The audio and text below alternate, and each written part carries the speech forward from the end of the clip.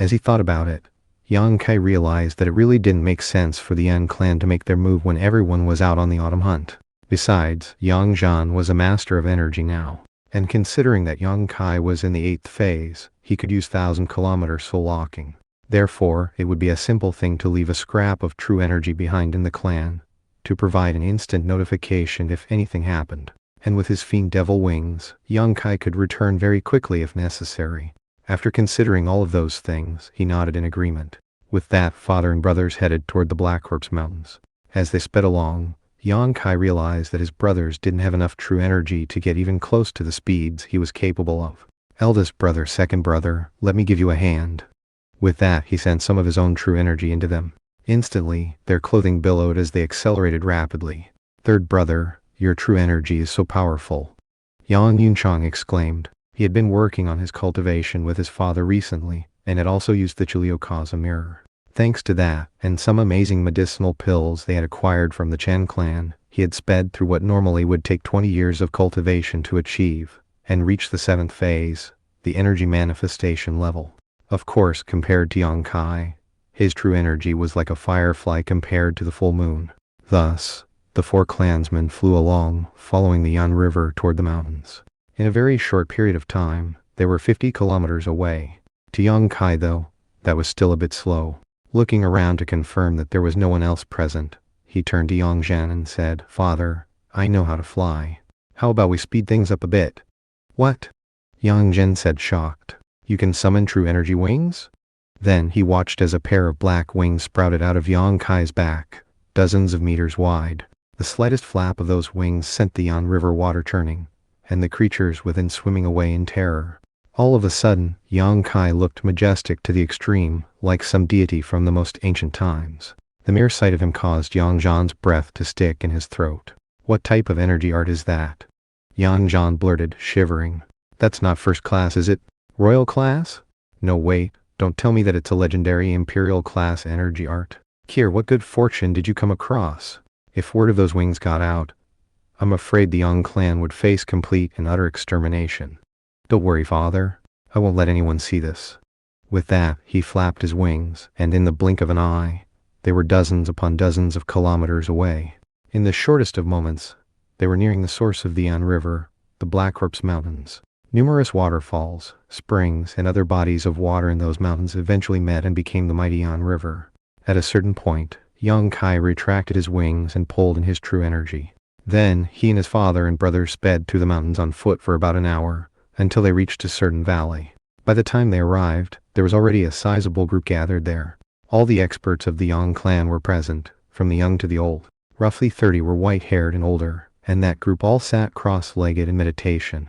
As they went about their breathing exercises, the fluctuations that rolled out confirmed that they had profound cultivation bases. They were none other than the Yang clan's council of chief elders. The enormous golden eagle was present, as was Yang Zhaogong, who had appeared during the clan forum. However, Yang Zhaogong's cultivation base was not the most powerful among the chief elders. Although he was at the peak of the 8th phase, there were 2 others who were masters of energy. One of them was tall and well-built, with such a full head of white hair that he looked like a lion. He was the most powerful expert in the Yang clan, and was even mightier than Chen Tangxing had been. He had reached the master of energy level 70 years before, and was supposedly at its peak, constantly attempting to break into the life-seizing level. His name was Yang Xingxi. He was a beast of a man, and although he was old, his skin had no age spots, but instead was as smooth and lustrous as jade. Sitting off to the side was a female master of energy, an old woman who was just as tall as Yang Xingxi. She wore green garments, and resting next to her on the ground was a dragon-headed walking stick forged from metal. She was known as Dowager Yan. She was a matriarch of the Yang clan who had already lived more than 150 years. People had long since forgotten her full name, and thus took to calling her Dowager Yan. Yang Xingxi and Dowager Yan were the 2 strongest individuals in the Yang clan. Also present in the valley were Yang Jian, Yang Shi, and Yang Zhu, as well as other leaders from smaller subsidiary branches. And of course, the elite young ones were all there, including Yang Hongli. Surprisingly, Yang Hongli was now in the 8th phase. His eyes flickered with violet light, and he was surrounded by a medicinal aroma. Even more noteworthy was that there was also a slight, violet hue to his face, apparently the manifestation of violet energy inside him. He had obviously used a powerful medicinal pill recently, and had not yet fully absorbed it. Suddenly, Yang Kai heard his father projecting his voice into his ear using true energy. Here, it looks like Yang Hongli used a medicinal pill that contained violet energy. I'd say it's highly likely he used a legendary violet sunrise pill. Consuming that pill is equivalent to practicing cultivation for a full 60-year cycle. I would never have guessed that he would encounter good fortune like that. Don't worry, father, Yang Kai replied with a cool smile. Even if he did use a pill like that, he wouldn't be a match for me. I know. I'm not worried. And that was the truth. After all, considering his son's strength surpassed his own, what was there to be scared about? Yang Zhan's entrance into the valley immediately attracted the attention of the Council of Chief Elders. Yang Zhan? Yang Xing, she said by way of greeting. So, you actually reached the Master of Energy level? Dowager Yan also turned her gaze onto Yang Zhan. Considering that both of them were Masters of Energy, it was no surprise that they could detect the aura of another Master of Energy. Experts in the 9th phase of energy arts were impressive figures, to say the least. What? Yang Zhan is a Master of Energy? Yang Gen, Yang Shi, Yang Zhu, and the experts from the other subsidiary branches were all visibly shocked. Yang Zhan offered a respectful salute to the two most powerful members of the clan. That's right, Great Uncle, Dowager Yan. I'm now in the Master of Energy level. Considering your cultivation base, it should have taken you another 30 or 40 years, Yang Xing, she said. What medicinal pill did you use? You're very perceptive, Great Uncle. I used a Golden 9 Transformations pill. A Golden 9 Transformations pill, Dowager Yan said, clearly surprised. That pill provides a significant boost to both energy and blood, and also increases longevity. Yang Xing, she rose to his feet, looking very much like a mighty lion in human form. Glaring over at Yang Kai, he said, Yang Zhan, according to the rumors, some major events occurred recently. Your prodigal son apparently shoved the direct bloodline into complete bankruptcy. Is that right? I also heard that your other two sons were poisoned, although it looks like they've recovered. Great Uncle, your information isn't completely accurate, Yang Zhan replied. The direct bloodline is actually stronger than it's ever been. We exterminated our rivals, the Chen clan, and have doubled the level of our previous wealth. We're also in the middle of recruiting a large army. It won't be long before we have it out with the Yang clan over control of Yan Haven. Yang, she suddenly burst out into laughter. Could you blow your own horn any louder, Yang Zhan? The Chen clan is one of the most powerful clans in Yan Haven, and their council of chief elders has a master of energy, Chen Tangxing, the 100-armed demonoid. You're trying to tell me that he would just sit on his thumbs while you exterminated his clan? Yang, she had actually heard rumors about the conflict with the Chen clan. However, because the direct bloodline had such a poor relationship with the subsidiary branches, Yang Zhan hadn't even bothered to notify them of the latest developments. Therefore, Yang Shi believed the rumors to be mere exaggerations. There were plenty of eyewitnesses in Yan Haven, Yang Zhan said coolly. So what's the point of jabbering about it? Besides, it happened 3 months ago. You must have heard the news by now. So it's true? Dowager Yan said. I would never joke about something so important. That said, the Chen clan's council of chief elders never showed up. They went missing 3 months ago, and we're still waiting for them to make their counter-strike. Obviously, Yang Zhan wouldn't go to the extent of telling everyone that his son had killed the Chen clan's entire council of chief elders. Although, no one would have believed him if he had. Eyes flashing, Yang Xing, she said, Yang Zhan, you've done well with these two sons of yours. One is in the 7th phase, and the other, the 6th. I heard that your third son was crippled, but then got struck by lightning and recovered. He even beat Yang Kui in a fight. Is that correct? Don't you find that to be a bit odd? Has he been possessed by an old demon? Things like that have happened in these lands. However, when freakish hellions like that suddenly have a massive increase in their energy arts, they always end up turning into monsters. As he spoke, he looked at Yang Kai with eyes that seemed capable of piercing into the soul itself. Of course, Yang Kai had long since concealed the nature of his cultivation base. Anyone who looked at him would take him to be an ordinary person. He's definitely been possessed by a demon, said Yang Shi. The fact that his son Yang Feng had been defeated by Yang Kai caused hatred for him to seep down into his very bones. Great Uncle, you should cripple his energy arts again. Now that he's been taken over by a demon, he'll definitely turn into a monster sooner or later. How dare you, Yang Shi? Yang Zhen said loudly. If you dare to touch my son, I'll take your life. With that, he unleashed some of the fluctuations of his cultivation base, causing Yang Shi's face to turn pale. However, Yang Shi still managed to laugh coldly and say, "Oh really? Don't tell me you're feeling guilty, Yang Zhan." Sadly, no matter how remorseful you feel, you can't cover up the truth. Your son bankrupted the clan, and was then possessed by a demon. Did you really think he's some sort of energy arts genius? If he was a genius, why did he go steal a latent dragon pill from the city magistrate of Yanhaven, and then drag the clan into ruin? And now you've gone and wiped out the direct bloodline of the Chen clan. Their council of chief elders is definitely going to come for revenge, and that's going to lead to an even worse catastrophe. Do you realize what you've done? Yang Zhan was about to say something when Yang Kai stepped forward. Father, there's no need to respond. Yang Shi, you say I've been possessed, but what evidence do you have to prove it? I'm no Hellion. You can tell just by examining my true energy. If you want, you and I could have a little contest to see the truth. You've really got some guts to say something like that, you cretin. Yang Shi shouted. Have a contest with you? Are you hallucinating? Have you forgotten your rank in the clan? Or the level of your cultivation base? Yang Zhan, you've raised a son that doesn't understand how seniority works. Great uncle, considering the ravings of this brat, I'd say it's obvious that he's been possessed by a demon. What type of person was this Yang Shi? He was considered one of the most powerful experts in the Yang clan. A man who had long since reached the 8th phase, and could perform mind incarnation. He was someone that numerous younger ones looked up to. 3 months before, Yang Kai had been in the 5th phase of energy arts, the energy eruption level. How could he possibly have reached the point of being able to fight Yang Shi? It was simply not possible. Even most of the chief elders seemed to think that Yang Kai was being too arrogant and conceited. Quiet, Yang Kai, your superiors are talking, Yang Xiaogong said. Don't you know how to follow clan rules? Clan rules? Yang Kai replied, his tone of voice just barely hovering on the edge of being disrespectful. This Yang Shi has repeatedly plotted against my father, the clan lord.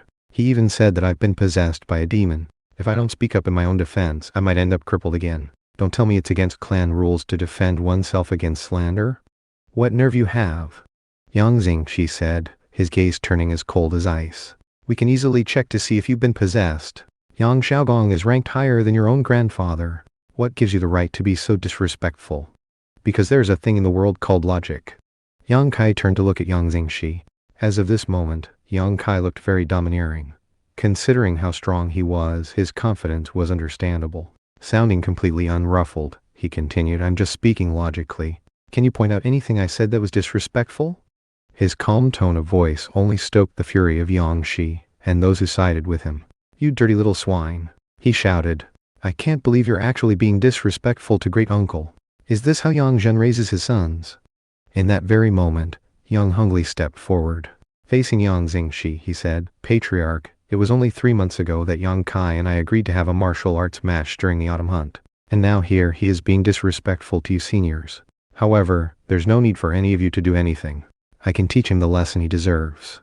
With that, he turned toward Yang Kai and began to circulate his energy, causing violet gold light to swirl around him. Immediately, the experts of the Yang clan began to discuss the matter.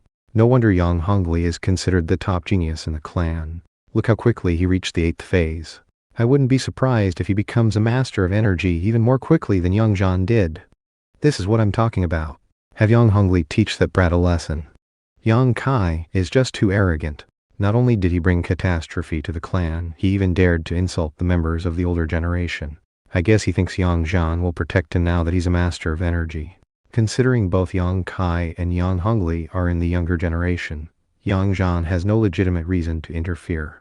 Remember how Yang Hongli found that rare manual out in the mountains once? It was the Violet Sunrise Divine Art, a royal class energy art. Now that he used the Violet Sunrise pill, he's taken another step toward reaching the highest level of enlightenment. That brat Yang Kai has no hope of coming out on top. As far as these experts were concerned, Yang Hongli was the top genius in the clan, and even more relevant, had a royal class energy art. For many years, the Yang clan had never possessed any royal class energy arts, which were the only way to practice cultivation past the master energy level and into the life-seizing level. Yang Kai, the time has come for me to teach you a lesson, Yang Hongli said. Not only will I punish you for your disrespect for the senior generation, I'll also drive the demon out of you. Strength should come from personal accomplishments, not because of the help of a demon. That path will only lead to you becoming a monster. Oh really? Yang Kai replied. Alright, make your move. I'll give you 3 chances. 3 chances? Yang Hongli burst out laughing, as if he had just heard the funniest joke in the world. Who do you think you are? How about instead I give you 3 chances?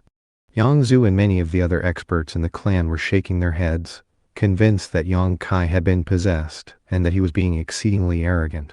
Bring it on, Yang Kai said, beckoning at Yang Hongli with his finger. Yang Hongli's eyes flashed with killing intent, and violet light erupted from his forehead. Waving with his finger, he turned the light into sword energy, and then sent it shooting toward the pit of Yang Kai's stomach. Unexpectedly, he was using a deadly move. He had transformed violet energy into sword energy, which caused the air to fill with sword projections, all bearing down onto Yang Kai. Violet energy from the east. A moment later, the violet sword energy slammed into the ground about 3 paces behind Yang Kai. It had completely missed him, and no one saw how he evaded it. Yang Xing, she murmured, his eyebrows shooting up. That was your first chance, Yang Kai said calmly. You have 2 more, Yang Hongli. Better make the best of them. This is absurd. Die. Face twisting into a ferocious expression, Yang Hongli lunged forward, his forearms forming a cross in front of him as he summoned a projection of the word for day. It was a powerful energy art that surged with violent energy so explosive it blasted a crater open into the ground. However, Yang Kai was not in the crater.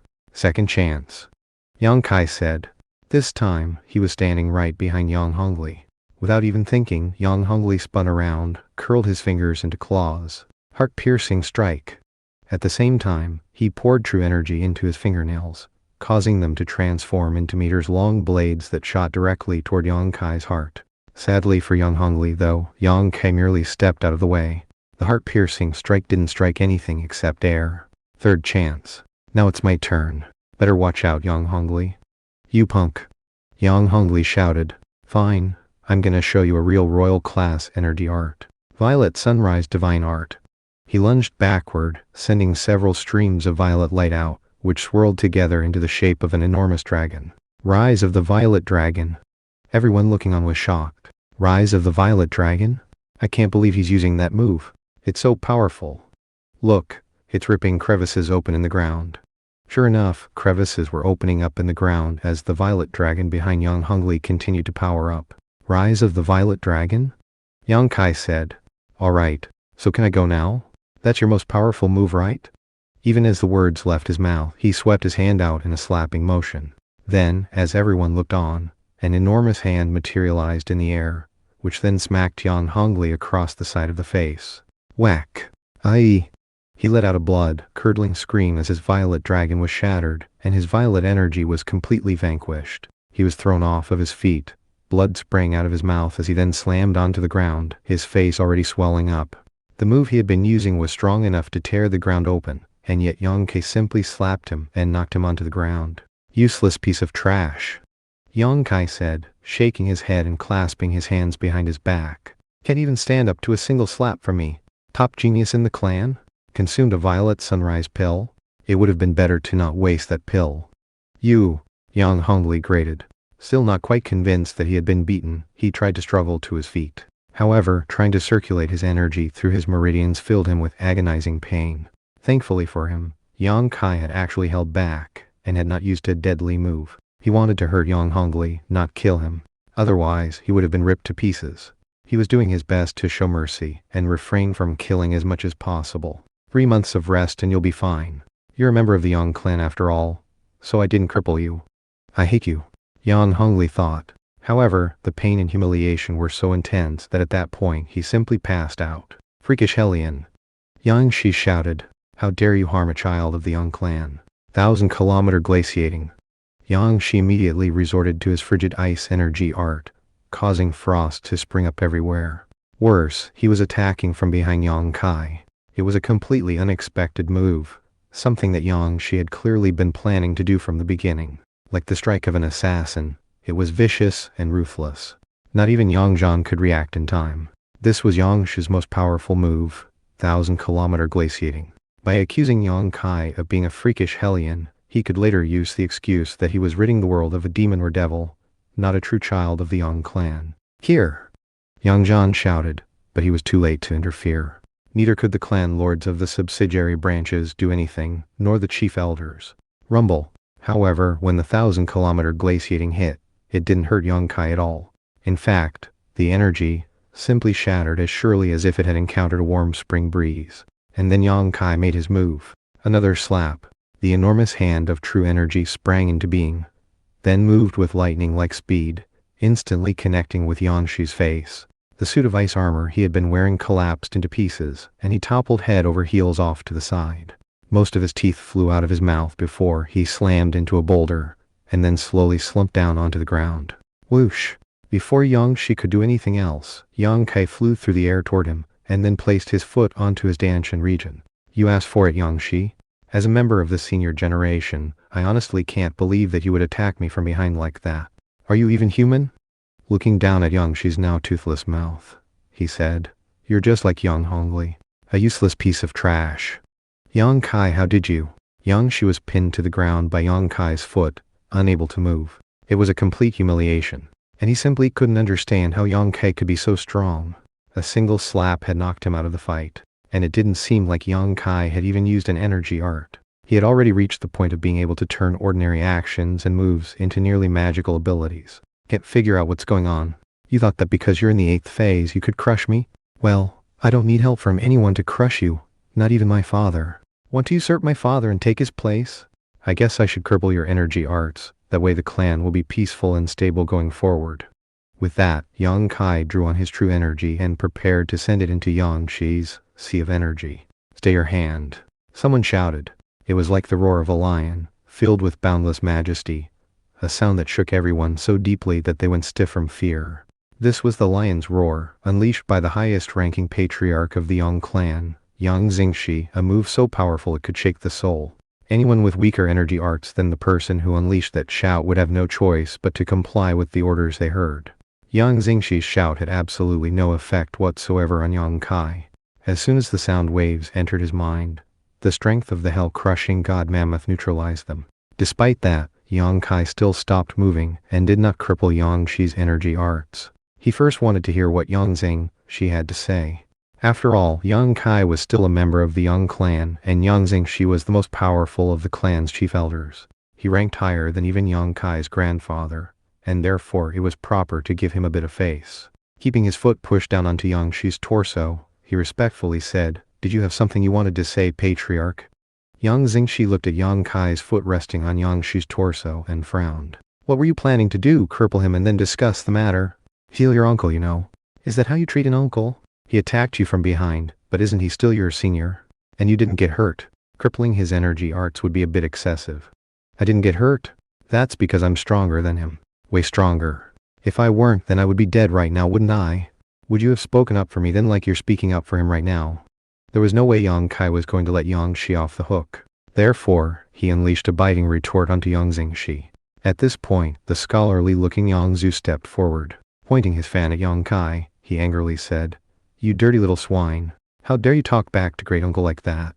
You're nothing but a disgrace and a rebel. In the end, you didn't get hurt. And Yang Shi is one of the leaders in our clan, far above you in terms of seniority. Even if he did end up killing you, his punishment would come from the Council of Chief Elders, not someone in the junior generation. What gives you the right to talk about crippling him? That's right, Yang Jin added. If clan rules were violated by Yang Shi, then the Council of Chief Elders should make the decision about what to do. It would be the same if something happened to your father. They would make the decisions for the clan in that scenario. Right now, Great Uncle is the leader of the Council of Chief Elders, and he has the power to make all rulings and decisions. He just ordered you to release Yang Shi.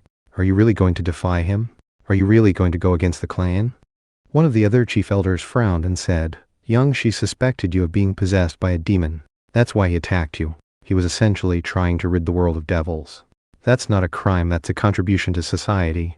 What's that supposed to mean, Yang Wangxi? Yang Jian said, Are you saying my son is a demon? Yang Jian was the clan lord, and was now a master of energy too. As such, his position was incredibly high. In the past, he had been forced to always concede to the Council of Chief Elders, but now he was powerful enough to argue with them if he wanted. As for Yang Wangxi, he was an eccentric old man in the peak of the 8th phase who came from Yang Shi's side of the clan. He also had it out for Yang Kai. Yang Wangxi slowly rose to his feet. What's this, Yang Jian?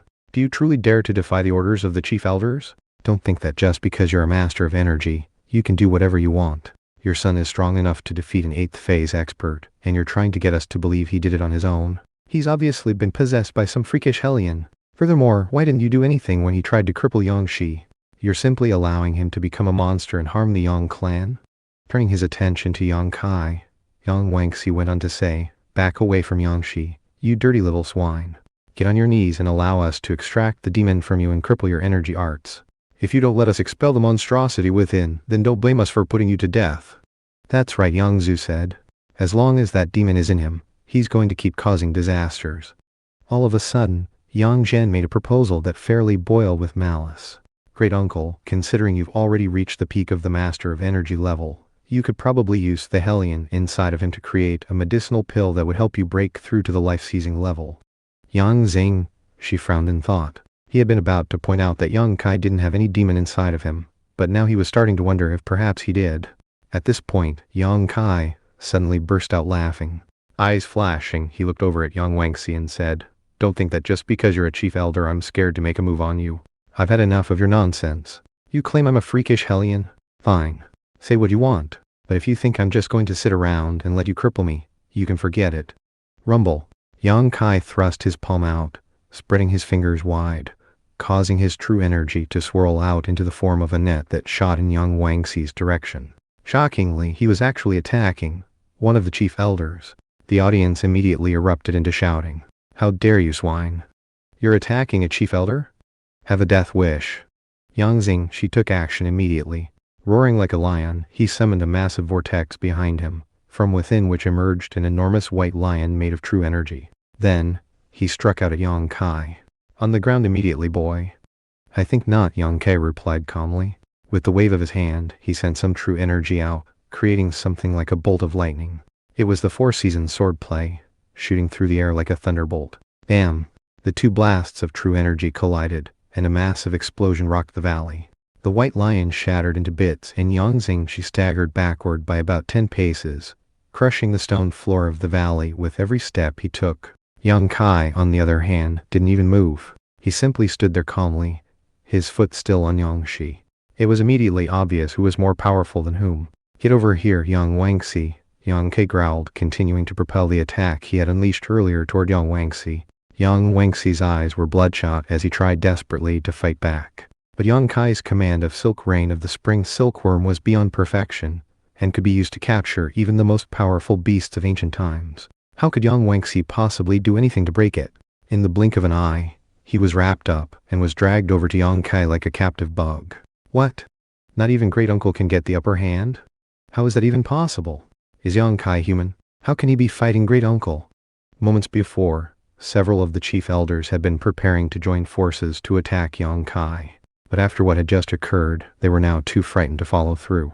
Yang Xingshi, the top expert in the Yang clan, the bold and powerful fighter known as the Lion King, the man who had been famous for 100 years, and was at the peak of the master of energy level, had actually been shoved backward across the battlefield by one of Yang Kai's palm strikes. What did that imply? That Yang Kai was actually a life-seizer? After all, only people in the life-seizing level should be able to do what he had just done. Everyone who had just been about to jump into the fight suddenly began to edge backward and rein in their energy. Some people were even so shocked that they contemplated fleeing. Nobody move. Yang Zhan shouted. Turning to Yang Xingshi, he said, Great Uncle, my boy offended you. Please, I hope you can forgive him.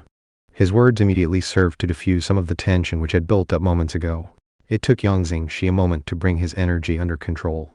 After all, he hadn't held back at all during the interchange with Yang Kai, and the feeling he got after the impact was definitely not that of someone from the younger generation. It had felt like exchanging blows with an enormous, demonic creature from ancient times. He had also felt a sensation of impending death.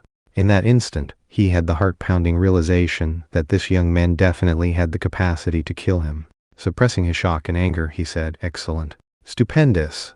Staring at Yang Kai, he continued, Boy, that demon inside of you is incredible. Why don't you allow it to come out and introduce itself? There really isn't any demon inside of me, Yang Kai said. But if there was, I definitely wouldn't let it out so that you could try to take control of it. Besides, perhaps I can accept being insulted by everyone in the clan. But a demon couldn't. It would kill Yangshi, and then do whatever else it wanted regardless of what you said. Great Uncle, Yang Zhan said, I can guarantee that Kier has no demon inside of him. His strength is all due to his own hard work and good fortune. Impossible! Yang Zhu shouted. If there's no demon inside him, then how come he's so fiendish and murderous? Great uncle, if we can't drive this freakish hellion away, then call one of the great sects to exorcise whatever demon or devil haunts him. Have a death wish. Yang Kai growled, his anger spiking. Things had reached the point where Yang Kai was done holding back. Rumble. Energy erupted out of him as he waved his palm out in another attack. As for Yang Zhu, he had no time to even react before he was slapped off of his feet. Next, Yang Kai said, and I've had enough of your mockery and ridicule, Yang Zhen. On the ground immediately. He let loose another slap, which Yang Zhen couldn't dodge. Even as he was knocked off his feet, he screamed, "Monster! You're a monster! I'm sick of all four of you!" Ignoring their curses, Yang Kai sent out Silk Rain of the Spring Silkworm, binding up Yang Zhu, Yang Shi, Yang Zhen, and Yang Wangxi. For good measure, he added Yang Hongli in as well.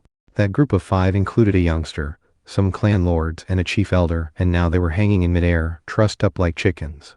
At this point, the unconscious Yang Hongli finally woke up, and looked around to a sight so shocking that he immediately coughed up blood. Top genius in the clan, Yang Hongli? That's a joke if I've ever heard one. Yang Kai shook his head. Well, that's fine. I'll just leave you hanging there until you're capable of acting sensibly. And as for you 3, Yang Zhu, Yang Shi, and Yang Zhen, I want you to swear oaths that you'll acknowledge allegiance to my father. From here on out, you need to be completely loyal to the clan. Do that and I'll let you go. The alternative is that I cripple your energy arts. And now you know that I can follow through with that threat if I feel like it. Crack. All of a sudden, the dirt beneath Yang Kai's feet erupted as a spike broke the surface of the ground right between his legs. It was impossible to see who had launched the attack, but it was vicious to the extreme. How impudent! Yang Kai yelled. Stomping down, he destroyed the spike, and sent a blast of energy through the ground toward its source. A moment later, Dowager Yan coughed up blood and staggered backward. Dowager Yan, another master of energy, had also launched a sneak attack on Yang Kai. She had used her deep earth energy art, which allowed her to fuse her true energy into the ground itself, then give it a shape such as a spike, which could kill the enemy before they knew what hit them. Unfortunately for her, Yang Kai's senses were too acute. He had sensed the energy vibrations beneath his feet, and had stomped the spike out of existence, simultaneously shoving the true energy back toward its source in a backlash attack. 3 months ago, he had been able to kill all of the chief elders from the Chen clan, including the 100-armed demonoid Chen Tangxing. So what was he capable of now, 3 months later? During that entire 3 months, he had focused wholeheartedly on cultivation. His understanding of energy was at the very peak, and his strength of the hell-crushing god mammoth had reached the point of perfection. He was so strong that not even 100 demons could hurt him. One simple move had completely defeated Dowager Yan and even injured her. After coughing up a mouthful of blood, she clutched her hands at her chest as though her heart might explode at any moment. Why the sneak attack, Dowager Yan? Yang Kai said, his voice laced with anger. I didn't kill Yang Shi and the others, nor did I cripple anyone. I merely asked that they swear loyalty to the clan lord, thus strengthening our clan. Is there really a need for such ruthless tactics on your part? Yang Kai wasn't bothering at all to be polite. After all, Dowager Yan's attack had been merciless. Were it not for Yang Kai's powerful defensive energy arts, he would definitely have been killed. From that, it could be seen how dead set Dowager Yan was on killing him. And there was no way Yang Kai would be polite to someone who wanted him dead, even if that person was a senior member of the clan. At this point, Yang Xiaogong stepped in front of Yang Kai. Glaring at him, he said, What do you think you're going to do, Yang Kai? Don't tell me you think you're going to kill Dowager Yan? No, I'm not going to kill her, Yang Kai replied coldly. But I can tell you this. If I find out anyone else is harboring malicious intentions, I'm going to run out of patience. I don't want to do anything to harm the clan. I want to restore us to glory. Father has already become a master of energy, and is also the clan lord. What's so wrong about asking everyone to follow his orders? Fine. What do you want, Yang Kai? Yang Xingxi said. What are the rules here? By this point, the astute Yang Xingxi could sense that Yang Kai really hadn't been possessed. If he were, then considering the level of his cultivation base, he could have crippled or killed everyone present. Instead, he captured a few people. He had fought with propriety and restraint. Simple, Yang Kai said, with a decisiveness that could sever nails and chop iron. Our clan must remain united, with my father as its heart. Yang Zhu, Yang Shi, and Yang Zhen must all give him their allegiance and swear an oath to that effect in front of the clan shrine. Henceforth, they must focus all of their thoughts and efforts on supporting the clan as a whole, on defending it from external threats, and on upholding its honor and glory. If they do that, I'll let them go. If not, I'll cripple their energy arts immediately. That's it. Yang Xingxi and the other chief elders exchanged glances, and then began to transmit a conversation amongst themselves. A bit of time passed, then Yang Xingxi said, "If you really have no demon inside you, Yan Kai, that means you're a consummate prodigy, the likes of which only appears once every 1,000 years in the rich lush continent. However, in the past, your aptitudes could only be considered average. Therefore, we chief elders would be remiss not to ask some questions. How about this? Can you tell us exactly what happened? Convince us to back you and we will. We'll even agree to let you be the next clan lord." Yang Xiaogong nodded. "Exactly, Yang Kai. You definitely have to tell us what good fortune you came across. If it's some consummate technique, then you have to offer it to the clan as a whole. You keep saying that you're part of our clan, so why don't you show it by action? Sharing with the clan is the proper thing to do." Yang Zhan let out a cold harumph. Yang Hongli acquired the royal class, energy art violet sunrise divine art, and a violet sunrise pill that can provide 60 years of longevity. Why didn't he hand those over to the clan? Well, whatever. Here, you make the decision. Okay, father. The good fortune I encountered was extraordinary, to say the least. It involves a mysterious secret the likes of which could lead to the destruction of our clan if word got out. Therefore, now is not the time to reveal it publicly. So, you're saying you're not going to tell us? Dowager Yan said venomously. That just proves you do have a demon inside you. Your mother was a freakish hellion and... Shut your mouth! Yang Zhan shouted. What did you just say? Yang Kai growled. Considering what Dowager Yan had just said, and how his father had reacted, numerous puzzle pieces suddenly clicked together in his mind. He had been wondering about his mother for a long time, but Yang Zhan had always been very tight-lipped. But now, he was starting to understand some of the situation. If information about his mother was involved, Yang Kai didn't care at all about clan rules. Enraged, he sent true energy exploding out of him in the shape of an enormous clawed hand, like that of an eagle or a tiger. "Tell me what you mean," he said loudly. "How impudent." Yang Xingxi bellowed. Then he and all of the other chief elders attacked at the same time. Their energy arts joined together like a river, a host of deadly weapons and creatures that bore down murderously on Yang Kai. "Be destroyed!" Yang Kai shouted, so loudly that even the clouds above were disturbed by the sound waves. Then, he swept his hands through the air in a ripping motion, causing innumerable images of palms to shoot out toward the river of energy arts. Bam, bam, bam, bam, bam. All of the chief elders were shoved backward, their faces draining of blood. Even Yang Xing, she staggered back more than 20 paces until his progress was halted by a tree. As of this moment, he had lost all face. Meanwhile, Yang Kai took a step forward and made a grasping motion, causing Dowager Yan to be grabbed up as easily as a baby chick by an eagle. "Spit it out. Who was my mother? Or should I just cripple you? You think your little council of chief elders is a match for me? By the way, do you want to know why the Chen clan's council of chief elders never showed up? Because I killed them all." Yang Kai wanted to purge the clan of all opposition and establish his might beyond the shadow of any doubt. He was done with being vague. "What?" Thump. Several of the younger clan members dropped to their knees. Others were so struck with terror that they couldn't even react. Yang Kai had single-handedly defeated more than 20 experts from a council of chief elders. Yang Zhu, Yang Shi, and Yang Zhen did not shout or yell. They were struck mute from fear. As for Dowager Yan, her expression was that of complete dread. She had originally assumed that if the council of chief elders all attacked together, they could defeat him. But instead, it was to her utter disbelief that not even that level of force did anything. Yang Kai's words were simply too astonishing. If he took out the Chen clan's council of chief elders, that meant that he had also killed the 100-armed demonoid Chen Tangxing. That meant that his cultivation base was already at the legendary life-seizing level. "Talk," Yang Kai said, not giving her any more time to deal with her shock. "Your mother was a demon." Dowager Yan blurted. "You were born with the blood of demons in you." Yang Zhan somehow stumbling into the holy land of the demon folk, the Hanging Mountain.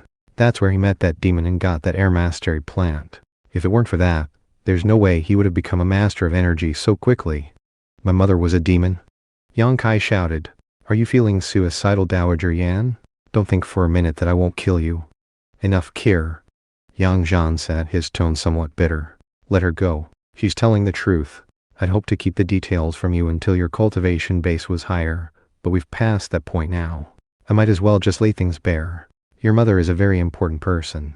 She's a princess of the demon folk from the Hanging Mountain. What? Hand quivering, Yang Kai let go of Dowager Yan, allowing her to drop to the ground. What's the Hanging Mountain? It's not in the rich, lush continent. It's part of another world. Yang Zhan shook his head. When your cultivation has reached a higher level, you'll understand. Another world? Yang Kai was shocked, but considering how deeply focused he had been on cultivating the strength of the hell-crushing god mammoth, he was privy to some secrets that others were not. He knew that the rich, lush continent was like a drop in the ocean compared to how many other places existed.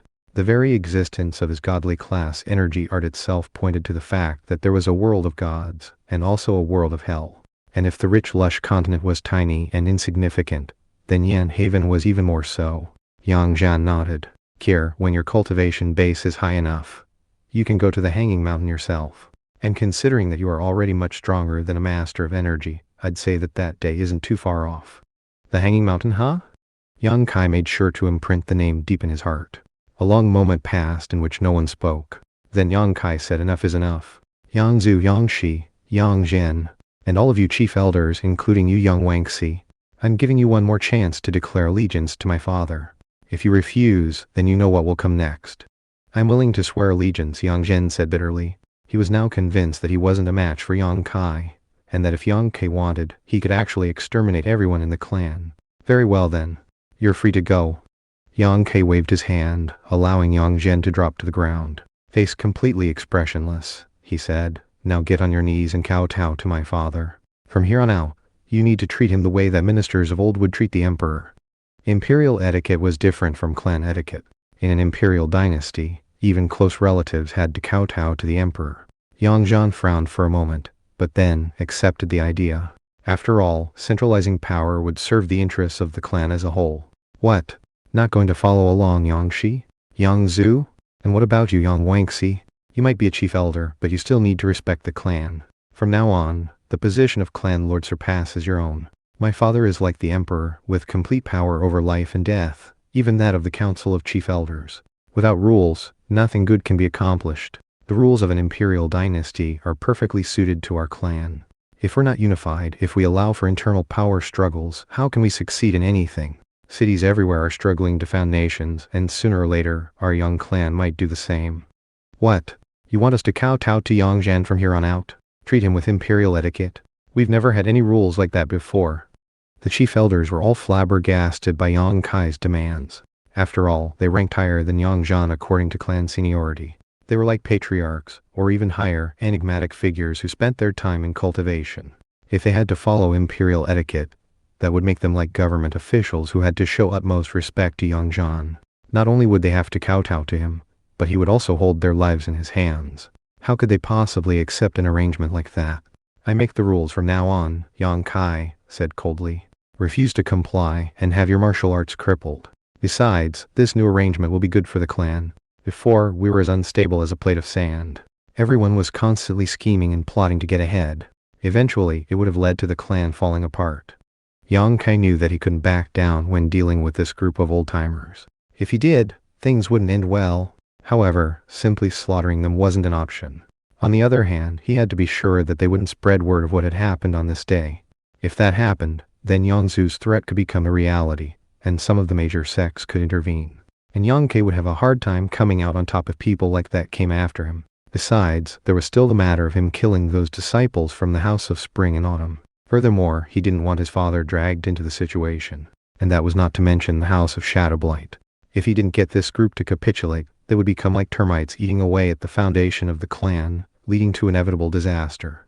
And thus, Yang Kai drew on all of the strength he could possibly muster to deal with the situation. As for Yang Zhan, he looked on as his son revealed how he had surpassed everyone in the clan, and nodded in satisfaction. Can you see this, Green Chura? Your son has become so powerful. He's growing up.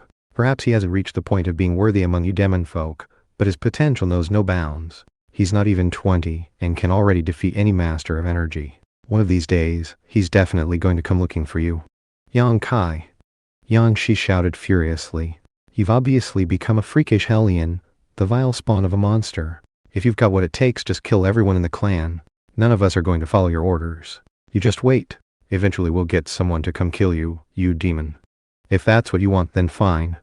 Yang Kai could tell that Yang Shi's animosity ran too deep, and not only would he never submit, but would definitely cause problems later. A burst of true energy suddenly erupted from Yang Kai. Crack! Snap! Yang Shi grunted as all his meridians exploded, and his sea of energy cracked open. Instantly, all of the frigid true energy he had inside him erupted into his body, freezing him in the blink of an eye. Immediately, the other members of the Yang clan began to whisper among themselves. Yang Shi is dead. He killed him. Yang Kai caused a backlash of true energy that turned him into ice. How cruel. It seems nobody can do anything about Yang Kai now. What do we do? If we fight back, he'll kill us all. His cultivation base is so powerful that not even the chief elders can deal with him. Suddenly, one of the members of the younger generation stepped forward, dropped to his knees, and kowtowed to Yang Zhan. Clan Lord, I'm willing to comply with the new clan rules. This young man was one of the elite young ones in the clan. He was 20 years old, with 5th phase energy arts, and was named Yang Yang. Good. Very good. Yang Kai said, nodding in approval. Thank you for your good intentions, Yang Yang. You clearly have the interests of the clan at heart. So, you're in the 5th phase, well on your way to the energy weapon level. Excellent. As a reward, I will help you advance your cultivation base a bit. That way we can work together for the glory of the clan, our heads held high. Yang Kai placed his palm on the top of Yang Yang's head, who shivered in response. He suddenly felt as though he were being burned with fire that cleansed the impurities in his body. It was as if his flesh, blood, and meridians were being bound with steel reinforcements, making them terrifyingly sturdy. At the same time, Yang Kai sent some of his true energy into Yang Yang's sea of energy, bolstering it, strengthening it.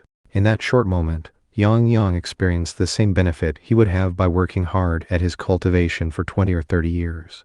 As soon as Yang Kai's palm left his head, Yang Yang leapt to his feet and waved his finger, causing a stream of sword energy to fly out, carving a deep crevice in the ground.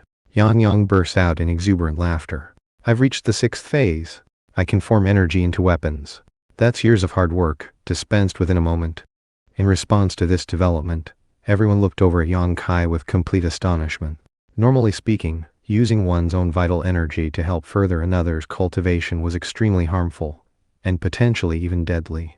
And yet Yang Kai had done just that in very casual fashion. It hadn't even seemed to take any effort on his part. He'd done it as easily as spitting onto the ground. I'm willing to follow the new clan rules. I submit too. One by one, other young elites rushed out to kowtow to Yang Zhan, treating him the very same way that an emperor would be treated. This was real power. They were angry and unwilling, but the threat of Yang Kai, and the prospect of improving their cultivation bases, ensured that in the end, they agreed to the change in rules. Personal interest would often trump all else. Energy arts and cultivation base lasted for a lifetime, and were the source of all possible honor, glory, and position. For those things, anyone could deal with a difficult situation. Many people would do anything to acquire wealth, and that was even more the case with energy arts and cultivation base. Very good, Yang Kai said, pouring true energy into all of the young ones who had just stepped forward. All of them immediately broke out of the 4th phase and into the 5th. That, of course, was a watershed. Reaching the energy eruption level meant that they could release their true energy outside of their body to use in a fight. Everyone present was completely shaken. Next, higher-ranking members of the clan stepped forward to kneel and kowtow. Yang Kai did not bless them with true energy. That was something he reserved for the young elites. The crafty, powerful older ones were not worth wasting vital energy on, and using the carrot and stick approach was often the best way to deal with a large group of people. Up to this point, the chief elders still had not taken action, but now they exchanged awkward glances. The expressions on the faces of Yang Xingxi and Dowager Yan were extremely unsightly. To them, kowtowing to Yang Zhan was a fate worse than death. In the end, Yang Zhan didn't want to push things too far. Very well, the Council of Chief Elders doesn't need to kowtow.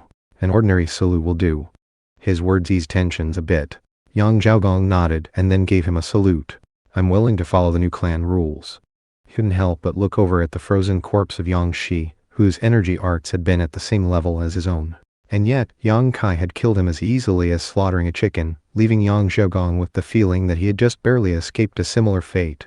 After him, more chief elders expressed their willingness to follow the new rules. Yang Kai looked on, very pleased with how he had forced everyone to submit by pure strength alone. Nothing compared to strength. Not wealth, not position, not influence. Only by being strong could one be truly invincible. In the end, it was only Yang Xingxi and Dowager Yan who still had not submitted.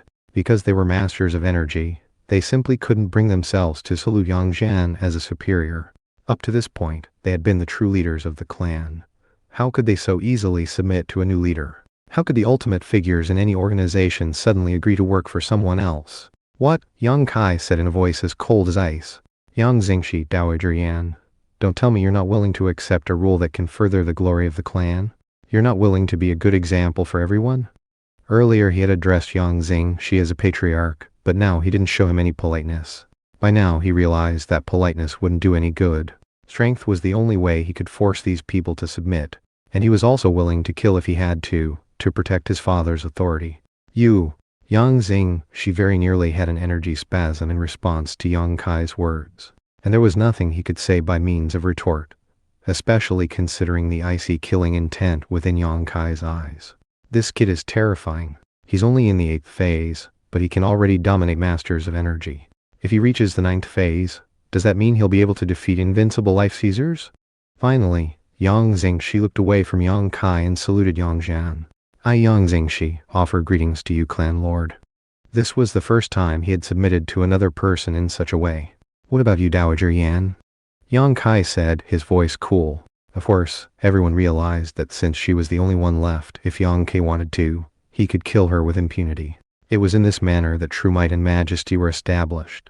I'll respect the clan rules, Dowager Yan said, and then forced out a salute. The truth was that she was absolutely terrified of Yang Kai. When he had grabbed her moments ago, she had been powerless to fight back or flee. Well, that's good, Yang Kai said. Then, he clapped his hands together once and smiled, dispelling some of the somber mood. See, that wasn't so hard, was it? The corruption in the clan has been removed, and we've turned over a new leaf. On this day, the Yang clan is born anew. We've centralized our power and established a new level of authority for the clan lord. By the way, Yang Xingxi and Dowager Yan, don't harbor any ill thoughts. Soon I'll be a master of energy, and then you'll know what true power is. After all, you two still have hope of reaching the life-seizing level. His words seemed to wake Yang Xingxi and Dowager Yan up from a dream. Dowager Yan's face softened a bit. No amount of words or tokens of respect were more important than the marvelous life-seizing level. They were approaching the end of their longevity, and only had about 20 or 30 years before their energy and blood ran dry, and they died. Therefore, they would kowtow to Yang Zhan 10,000 times, and even call him daddy, if it meant they could seize life from the heavens. Respect was almost like nothing compared to life and power. Yang Zhan couldn't have been more pleased with how Yang Kai handled everything. As a father, there were few things that made him happier than seeing his son succeed. Father, shouldn't we start the hunt? All we're waiting for is the word from you. Right, Yang Zhan said. Waving his hand solemnly, he said, let the autumn hunt begin. In response to Yang Zhan's order, all the experts of the Yang clan, chief elders included, looked over at Yang Kai. The autumn hunt was a dangerous affair, and although it was possible to come out of it with great gains, it was also possible for clan members to die at the hands of the demonlings they encountered. However, with an unrivaled expert like Yang Kai with them, they likely didn't need to fear the demonlings as much. Not even these beasts could survive in a fight against someone like him. Yang Zhan knew that his son had numerous remarkable abilities at his disposal, and therefore he said, Kier, how about we go into the deepest parts of the Black Corpse Mountains to hunt for demonlings? That's fine, Yang Kai replied. After all, he could benefit greatly from having a stockpile of demon cores when he finally finished his Hellfire Crucible, and could directly absorb them. Demon cores were essentially collections of life force quintessence and energy arts, but in order for humans to benefit from them, they needed to be refined. Normally, they would put them into medicinal pills or insert them into weapons, although some of the large sects and institutes would purchase demon cores and then use secret methods to draw out their power. In some respects, demon cores were viewed as a hard currency similar to energy convergence pills, and thus everyone sought to kill demonlings and take them to earn profit. Locations which traded in demon cores could be found just about everywhere. Yang and Yu Yang Tong. Yang Kai picked out about a dozen of the elite young ones, all of whom had just made breakthroughs into the 5th phase. Now that we've established some new clan rules, we need to set up some law enforcement methods. Why don't you act as our new law enforcement team? If anyone refuses to comply with the newly established rules, then punish them with impunity. Imprisonment, beating, and execution are all accepted forms of punishment. Without rules, nothing good can be accomplished. As for me, I will act as the chief elder in charge of law enforcement." When the experts of the Yang clan heard his words, their hearts went cold. "Also, eldest brother and second brother, why don't the two of you head the Ministry of Rights and Etiquette and the Ministry of Finance and Property respectively? That way you two can oversee all of the ceremonial rites and financial aspects of the clan." All of this was another big blow to Yangxing Shi and Dowager Yan. Yang Kai technically had low seniority in the clan, and yet was obviously the most influential person in it. With such power at his disposal, and with the cold corpse of Yang Shi still laying there off to the side, who would dare to speak a single word of defiance? If any member of the clan violates any rules or breaches etiquette, you two can decide how to punish them, and then report the matter to father. Of course, you will have the law enforcement team at your disposal to enforce the verdict. Furthermore, all wealth, troops, and other valuables that have been accumulated in the subsidiary branches will be returned to the clan headquarters. Father, I hope that you can come up with a plan for how to do that. The Yang clan had more than a dozen subsidiary branches, each of which was like a small clan unto itself. Such clans would all have at least 100 clan members, plus soldiers and servants. Anyone who gathered all of the wealth of so many clans together would have ultimate power over the lives of over 10,000 people. After all, the people who had come to the autumn hunt were only the elite members of the branches, and numbered around 200 people. Yang Kai had just established a law enforcement team, as well as the Ministry of Rights and Etiquette and the Ministry of Finance and Property. Clearly, he was not pulling any punches. There was no question that he was putting all of the power of the clan into the hands of the clan lord. As for Yang Zhan, he looked on in amazement at how decisively his son was taking matters into his own hands. He definitely didn't seem like an 18-year-old.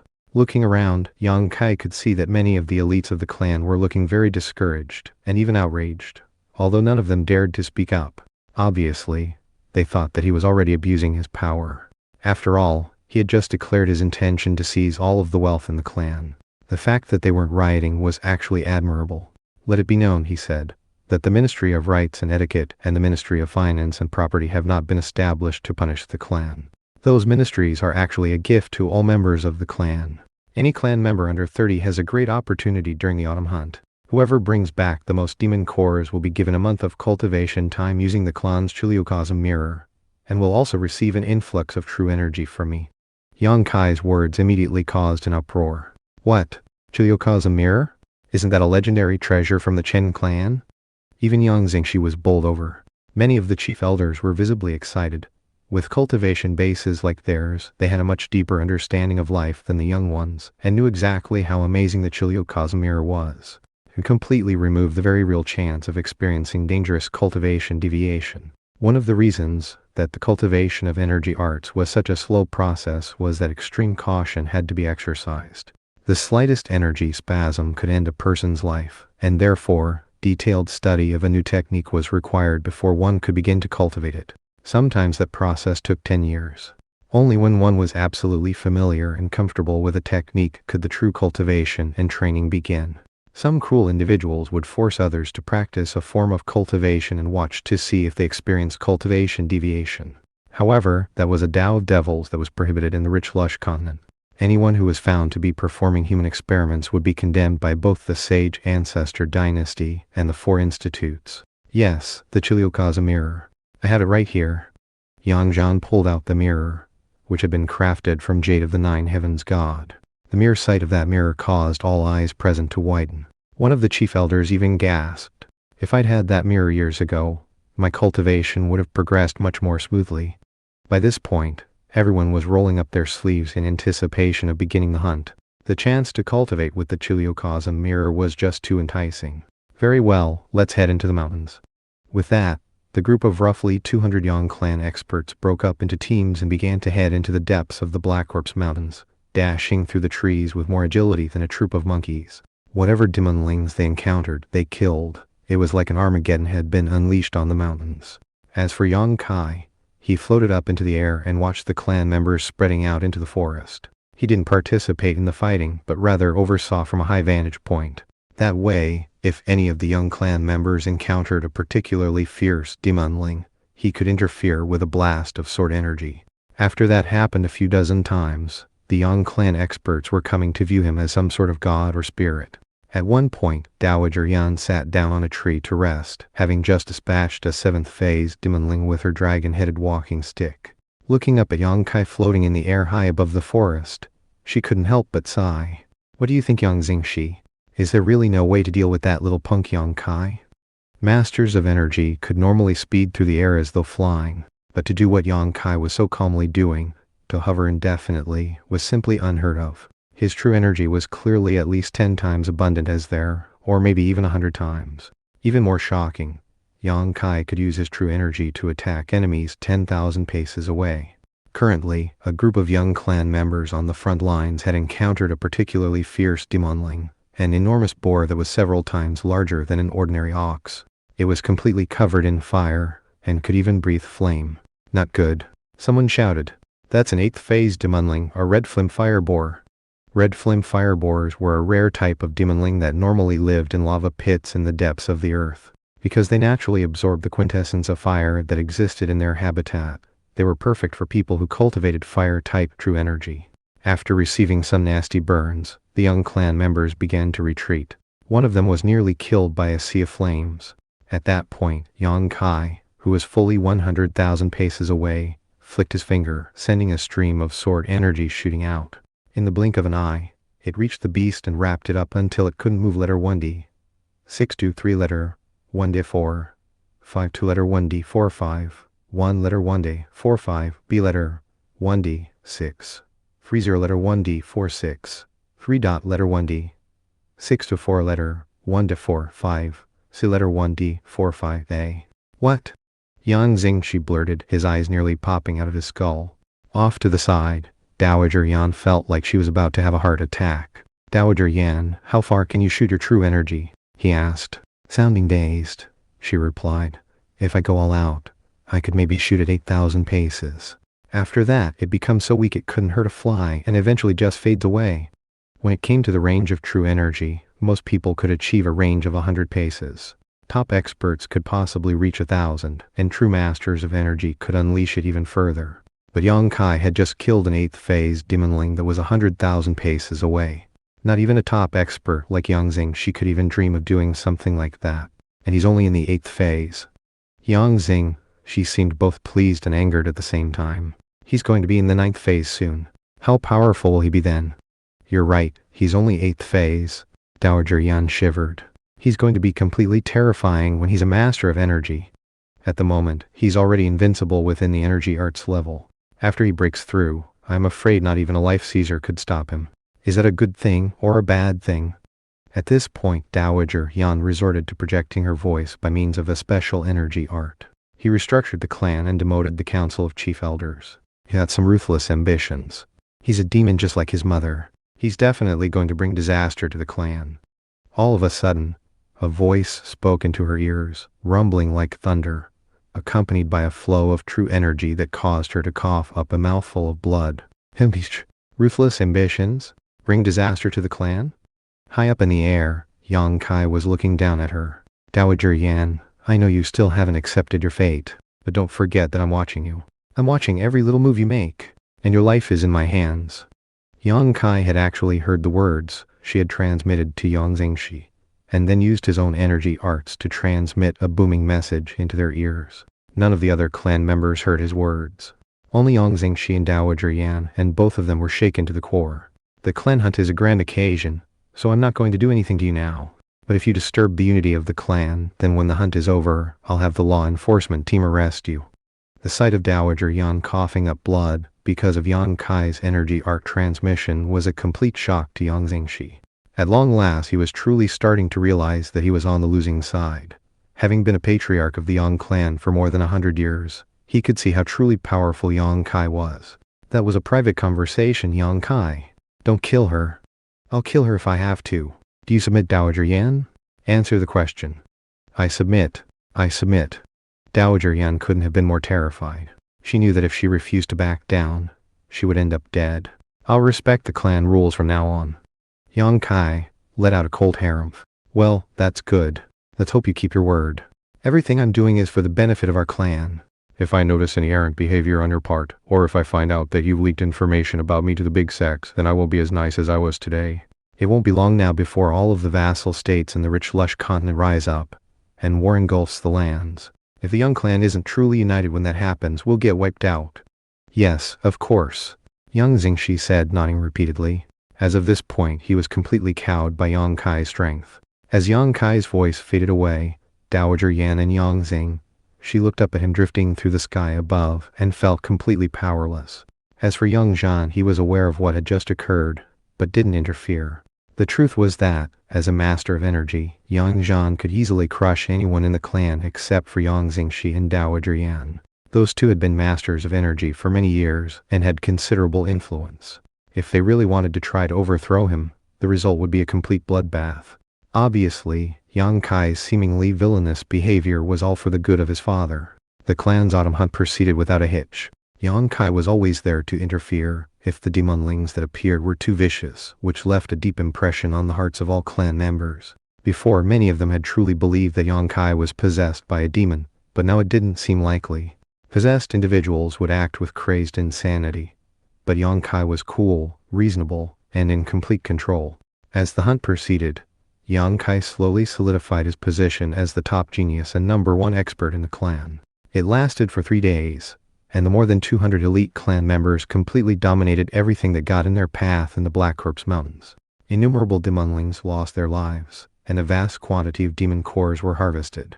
At one point, a 30-year-old young man respectfully approached young Kai and said, "Elder Brother Kai, the forest gets particularly dense up ahead, in the true depths of the Black Corpse Mountains. That's where the corpse clans lurk, the supposed location of a spectacular battle in ancient times. Eventually, the corpses absorbed enough of the baleful energy of heaven and earth to become demon spirits. The cores of these corpses are even more precious than normal demon cores. Why don't we take the hunt there?" As a matter of fact, many of the younger ones wanted to go into the ultimate depths of the mountains. Yang Kai was currently standing on a cliff, looking into the pitch-black depths of the mountains, where black energy pulsed in such a fashion that it seemed like he was looking at a graveyard. That graveyard of black mountains stretched out as far as the eye could see, leading to the true depths of the Black Corpse Mountains. As for that war in ancient times, it was impossible to say how many corpses it resulted in. From what Yang Kai could see, those mountains were filled with flickers of motion that seemed to be zombies. There were also numerous auras that even he felt were dangerous to the extreme. He shook his head. "Let's not," he said. "We've already killed enough demonlings to get millions upon millions of energy convergence pills. And the battle experience has been incredible. The battlefield in the depths of the Black Corpse Mountains is just too mysterious and dangerous. I'm fairly certain there are 1,000-year-old corpse kings there. One of those things could wipe out our entire clan if we tangled with it." The legendary, terrifying 1,000-year-old corpse king was a demonic creature that was even more powerful than a master of energy. Not even Yang Kai was confident in being able to defeat a being like that. He knew that he could crush anyone in the energy arts level, but when it came to entities higher than that, he wasn't sure. The difference between a life seizer and a master of energy was like the difference between the clouds and the mud beneath them. Suddenly, a dazzling beam of light appeared, piercing through the night sky toward Yang Zhan. With it came pulses of sword energy, and in fact, Yang Kai could even see a sword within the light. "Watch out, father!" he shouted, preparing to leap forward to intercept the sword. "It's fine, Kier. That's your aunt's flying sword transmission art. Simply miraculous." Leaping into motion, Yang Zhan reached out toward the descending sword, attached to which was a letter. As soon as he plucked the letter off the sword apparently detected it. Spinning in place, it erupted with sparks and then shot off into the night. Flying sword transmission art? Legendary! Many of the other elites in the clan recognized what was happening.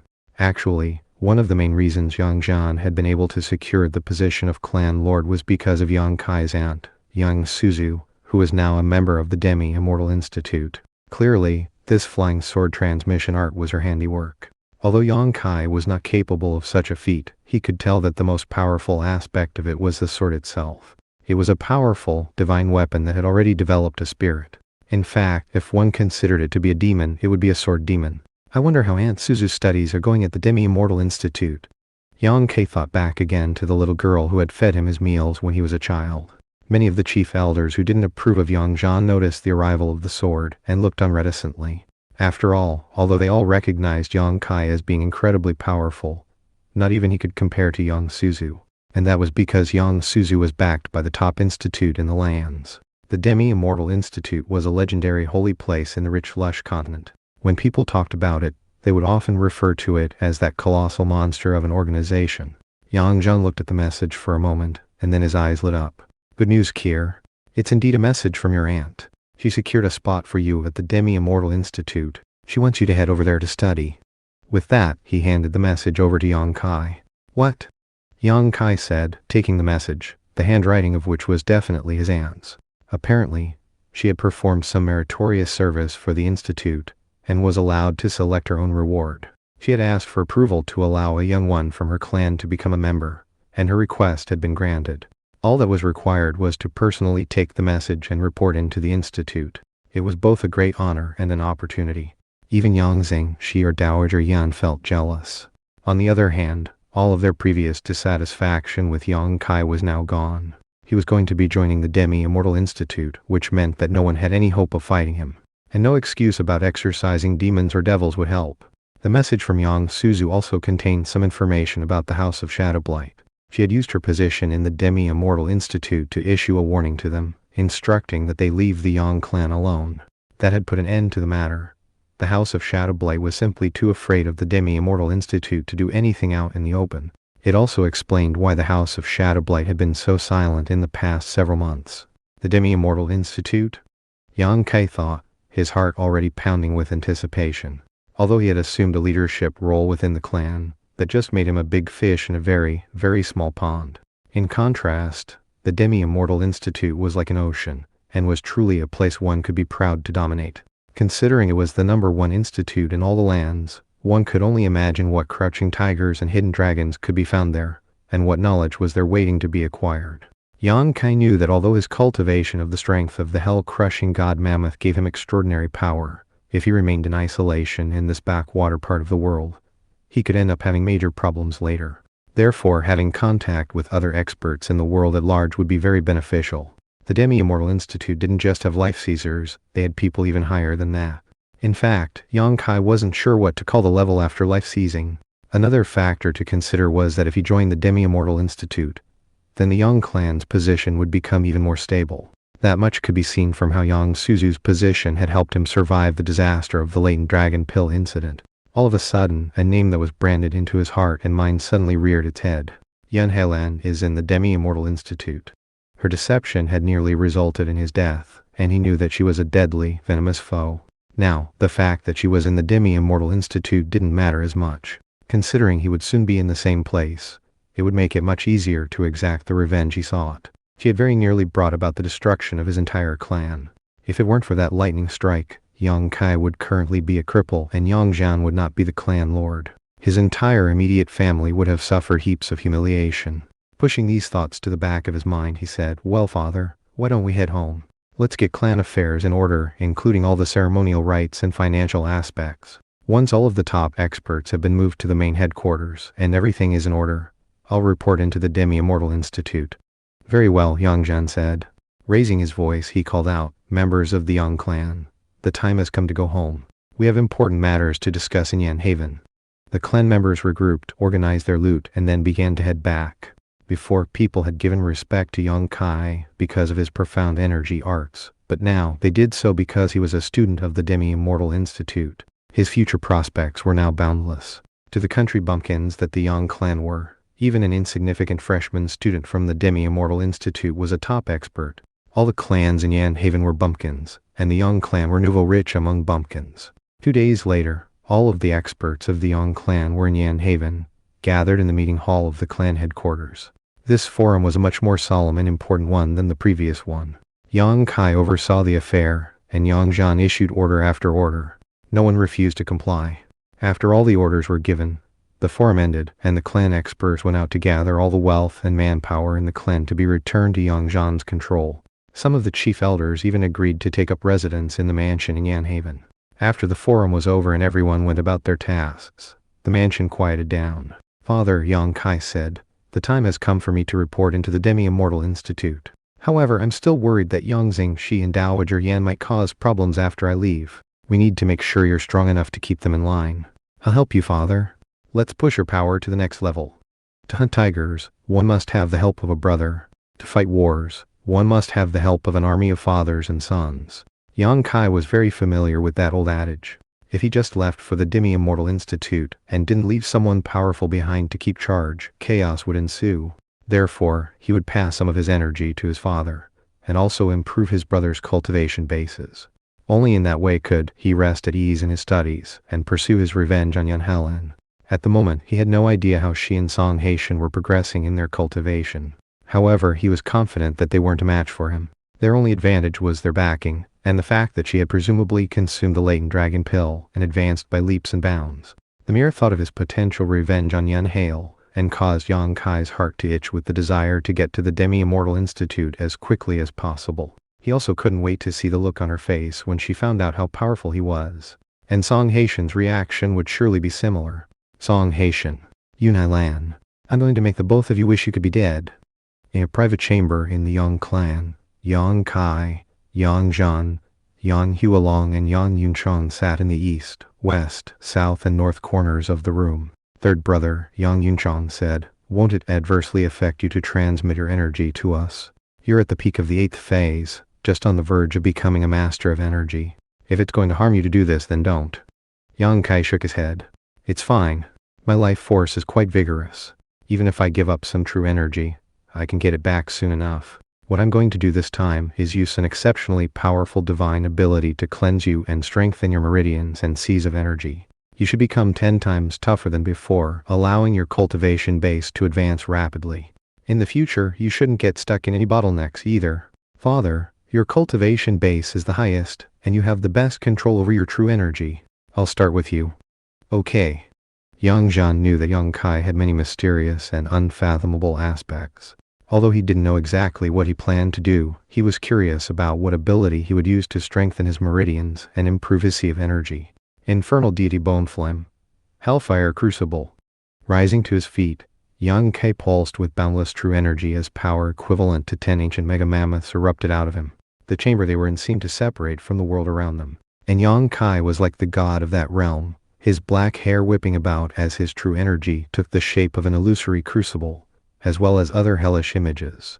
The howling of depraved, fallen gods soon echoed out from the crucible. He still couldn't use the full power of the Hellfire Crucible, and wouldn't be able to even in the Master of Energy level. However, even the illusory version could give birth to true energy flames that could temper the physical body. With the flick of a finger, he sent out a tongue of flame that contained infinite variations, which then took the shape of a magical pendant that entered Yang Zhan's forehead. Yang Zhan watched the process, his eyes flickering with fear. Sometimes he felt like this son of his wasn't even human, but rather some sort of demon or devil. Whatever he was some higher form of life, perhaps even a god, something that didn't originate from this world. What technique is this? He thought. It definitely surpasses even imperial-class energy arts. When I was in the Hanging Mountain, I saw some of the demon folk patriarchs who cultivated imperial-class arts, and I even encountered some entities who possessed saintly-class arts. Although they were stronger than Kier's now, he surpasses them in terms of how astonishing he is. It would almost have been impossible for Yang Zhan to be more shocked than he was. However, he was still very happy for his son. Whiz! As the flame entered him, he felt his meridians ignite. As a master of energy, he had a profound understanding of energy, and thus cooperated with the flow of the flame, allowing it to pass through all of his meridians. As that happened, impurities within him that he hadn't even been aware of were burned away. Pulses of black smoke began to rise up from the top of his head, and noxious filth began to ooze out of his pores. As his blood pumped through his veins, it began to take on an aura like that of a god spirit, and his meridians grew stronger. His skin grew tougher, his bones and tendons stronger. Every part of his body grew more closely connected, and if he closed his eyes and cast his senses inwardly, everything seemed to be glowing. He could even hear his marrow bubbling. Eventually, Yang Kai's true energy reached his father's sea of energy. When it did, Yang Kai saw something very unusual. Huh? What's that? It was a green medicinal energy that looked almost like a plant. It had 9 leaves, each of which had a different shape.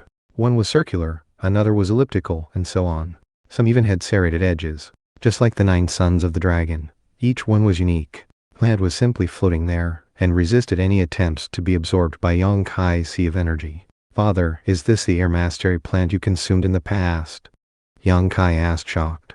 That's right. Yang Zhan smiled wryly. Air mastery plants are a divine herb from the distant past, with incredible medicinal properties. Mortals who consume them would be able to float up into the air.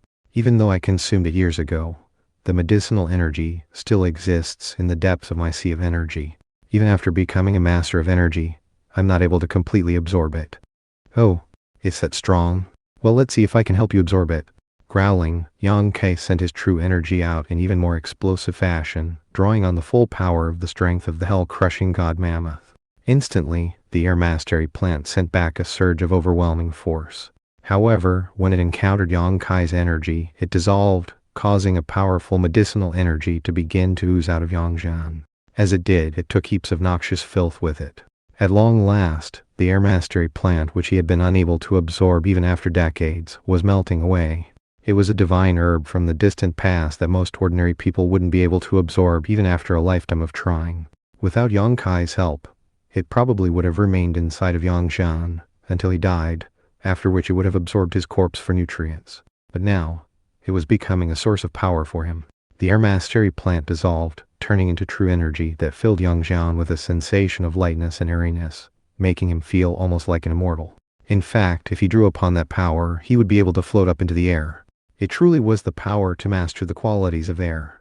The power of the plant flowed through him, becoming a part of his own true energy, and instantly pushing his cultivation forward by leaps and bounds. Because of the true energy of the air mastery plant, Yang Zhan's own true energy capacity increased by 4 or 5 times. Thankfully, Yang Kai had helped remold his meridians, otherwise his energy would likely have exploded. Very well, Yang Kai said with a smile, retracting his energy. He could sense that after absorbing the air mastery plant, his father had benefited so significantly that not even Yang Zingshi and Dowager Yan working together would be a match for him. He was now quicker and more agile, and as fast as a ghost. He would be able to dispatch enemies within the blink of an eye, and should be stronger than even top experts in the same cultivation level as himself. Yang Zhan was now in the very peak of the master of energy level, with a longer lifespan than before. He was at the very peak of life. Yang Zhan couldn't help but laugh heartily. I'm afraid not even Yan Yifeng could fight me. He might have that strange thumb ring of his that stores true energy, but he still couldn't match up to me. Not only was Yang Zhan's true energy vigorous to the extreme, in terms of quality, it surpassed any ordinary master of energy. Okay, father, keep working on your 4-season swordplay. You have to work on getting enlightenment to reach the life-seizing level. If you can seize boundless life from the heavens, then you can truly live forever. And now I'll give some true energy to you, eldest brother and second brother. Reaching out, he placed a palm onto the back of both Yang Yunshang and Yang Hualong. Instantly, their meridians began to improve as Yang Kai imparted the infinite variations of his own energy to them. The two brothers shivered, and their muscles and bones spasmed, causing rumbling sounds within them that resembled steel bands slamming against each other. Thanks to the boundless true energy improving their cultivation bases, Yang Hualong suddenly achieved another break through and stepped into the 7th phase, the energy manifestation level. As for Yang Yunshang, he pushed his way to the peak of the 7th phase, right on the brink of a break through to the 8th. The two brothers were now as powerful as many of the lords of the subsidiary branches. 7 days and 7 nights went by. Father and sons remained in seclusion the entire time as Yang Kai explained various martial practices to them. As they were tempered and purified, their might increased, and they gained the dignity of gods.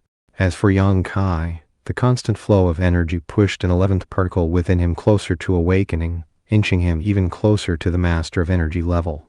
On the morning of the 8th day, the process was over. Yang Zhan had completely transformed, and was now more powerful and dignified than ever. Yang Yunshang and Yang Hualong had also improved significantly, and had made major improvements with their 4 seasons swordplay. They could perform Silk Rain of the Spring Silkworm, and had incredible control over their sword energy. Yang Kai was now confident in being able to leave. Unless a life seizer suddenly showed up, the clan would be safe. And thankfully, no such expert would deign to cast eyes on the countryside city of Yan, Haven with its population of bumpkins. During the 7 days that had passed, the troops and wealth of the subsidiary branches had already been consolidated by the chief elders. After all the details were handled, Yang Zhan called a formal meeting with them, along with Yang Kai and his brothers. One goal was to see how sincere the chief elders were in their support of Yang Zhan as clan lord. It was a frosty autumn morning, and the ground was already white with ice, with scattered leaves blowing here and there that the clan servants were working hard to clear. All of the servants in the mansion seemed to be ruddy-faced and in high spirits. Because of the energy convergence pills they received as salary, all of them had strong cultivation foundations. Already the clan was rebuilding its strength and power. As soon as the more than 20 chief elders caught sight of Yang Zhan, they were deeply shaken. Each and every one of them could sense how much more powerful he was than before. That was especially true of Yang Xingxi and Dowager Yan. Being masters of energy, both of them were certain of what had occurred. Yang Zhan's face fairly shone, and his eyes sparkled like the starry sky. It seemed like a wave of his hand would be sufficient to allow him to fly into the air and leave the world they resided in. He was as sturdy and intimidating as Mount Tai, but at the same time, seemed as light as air, and capable of moving at such speed that he could vanish and reappear anywhere in the blink of an eye. Shooting to his feet, Yang Xingxi said, "Yang Zhan, did you fully absorb that air mastery plant that was in you?" "Yes, I finally did, with Kier's help." Yang Zhan couldn't hold back from laughing heartily. He almost seemed like a king now, and it immediately caused them all to bow their heads in deference. Even Dowager Yan felt like she was suffocating just by looking at him. As of this moment, she realized that she was a match for neither Yang Kai nor Yang Zhan. "My cultivation base and energy arts are now 4 or 5 times beyond what they were in the past," Yang Zhan continued, "and the true energy of the air mastery plant now flows through me."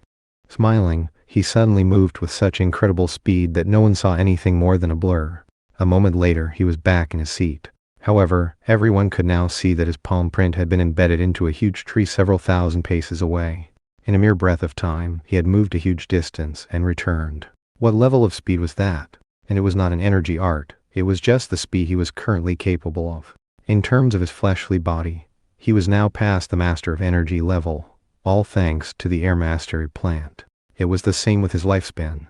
Most masters of energy would die of natural causes after 200 years or so, but he could definitely live for much longer, 4 or 5 times. Yang Xingxi murmured, swallowing hard and not daring to say anything further. He now fully realized that he couldn't defeat Yang Zhan even if he teamed up with Dowager Yan. Of course, thanks to the strength of the hell-crushing god mammoth, Yang Kai was actually 10 times beyond Yang Zhan in those regards. Many of the chief elders simply bowed their heads even more deeply. The son was invincible, and the father had advanced by leaps and bounds. The senior members of the Yang clan were now pushed into a corner, and could do absolutely nothing about it. Given some time, Yang Zhan's control over the clan would definitely be like that of an emperor. At this point, Yang Kai rose to his feet. "Father, eldest brother, second brother, now that clan affairs are in order, the time has come for me to go to the Demi-Immortal Institute. Please be careful of the city magistrate." "I'll find some time to go put him in his place," Yang Zhan said. "After doing so, I'll make sure all the clans in Yan Haven know how powerful we are, and that they have no choice but to submit to our oversight." Yang Kai nodded. "Well then, I'll take my leave. Why don't you take something with you to help you in your studies? How about the Chiliakaza mirror?" "There's no need," Yang Kai replied with the shake of his head. "The technique I cultivate won't benefit from it." He had actually attempted to cultivate the strength of the hell-crushing god mammoth with the Chiliakaza mirror, but for some reason, the mirror didn't work with it. Apparently, the technique was simply too powerful for the magical elements of the mirror to handle. "Farewell, father. Have a safe journey. Keep track of the map and don't get lost. You'll have to cross nearly a third of the continent to get to the Demi-Immortal Institute, a journey of tens upon tens of thousands of kilometers, through hundreds of cities. Make sure to bring plenty of energy convergence pills. And when you get to the Institute, don't show off. Keep your true powers hidden." At that point, Yang Kai flew into motion, flitting away like a bird into the clouds. That was something that masters of energy normally couldn't do. For example, although Yang Zhan could now float in the air, that didn't mean he could fly into the clouds like a bird. With an outstanding person like that in our clan, I wonder what will happen when he reaches the Demi-Immortal Institute. Will he bring even more glory to us?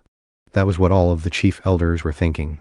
After all, no matter how shocking of a person Yang Kai was in Yan Haven, the experts in the mighty institute were as numerous as the clouds in the sky. Therefore, it was hard to predict how Yang Kai would rank or how he would progress. Hopefully, he would reach the life-seizing level. If he did, all of the chief elders would benefit from that glory. Yang Zhan now had 2 family members in the Demi-Immortal Institute, and a powerful cultivation base of his own. His power as the clan lord would only continue to grow more stable. "Clan lord, bad news just came in." Suddenly, One of the clan's top experts rushed in and knelt in front of Yang Zhan. This was one of the individuals who had been sent to collect wealth from one of the subsidiary branches. "What happened?" Yang Zhan said, his expression flickering. "What's got you so flustered?"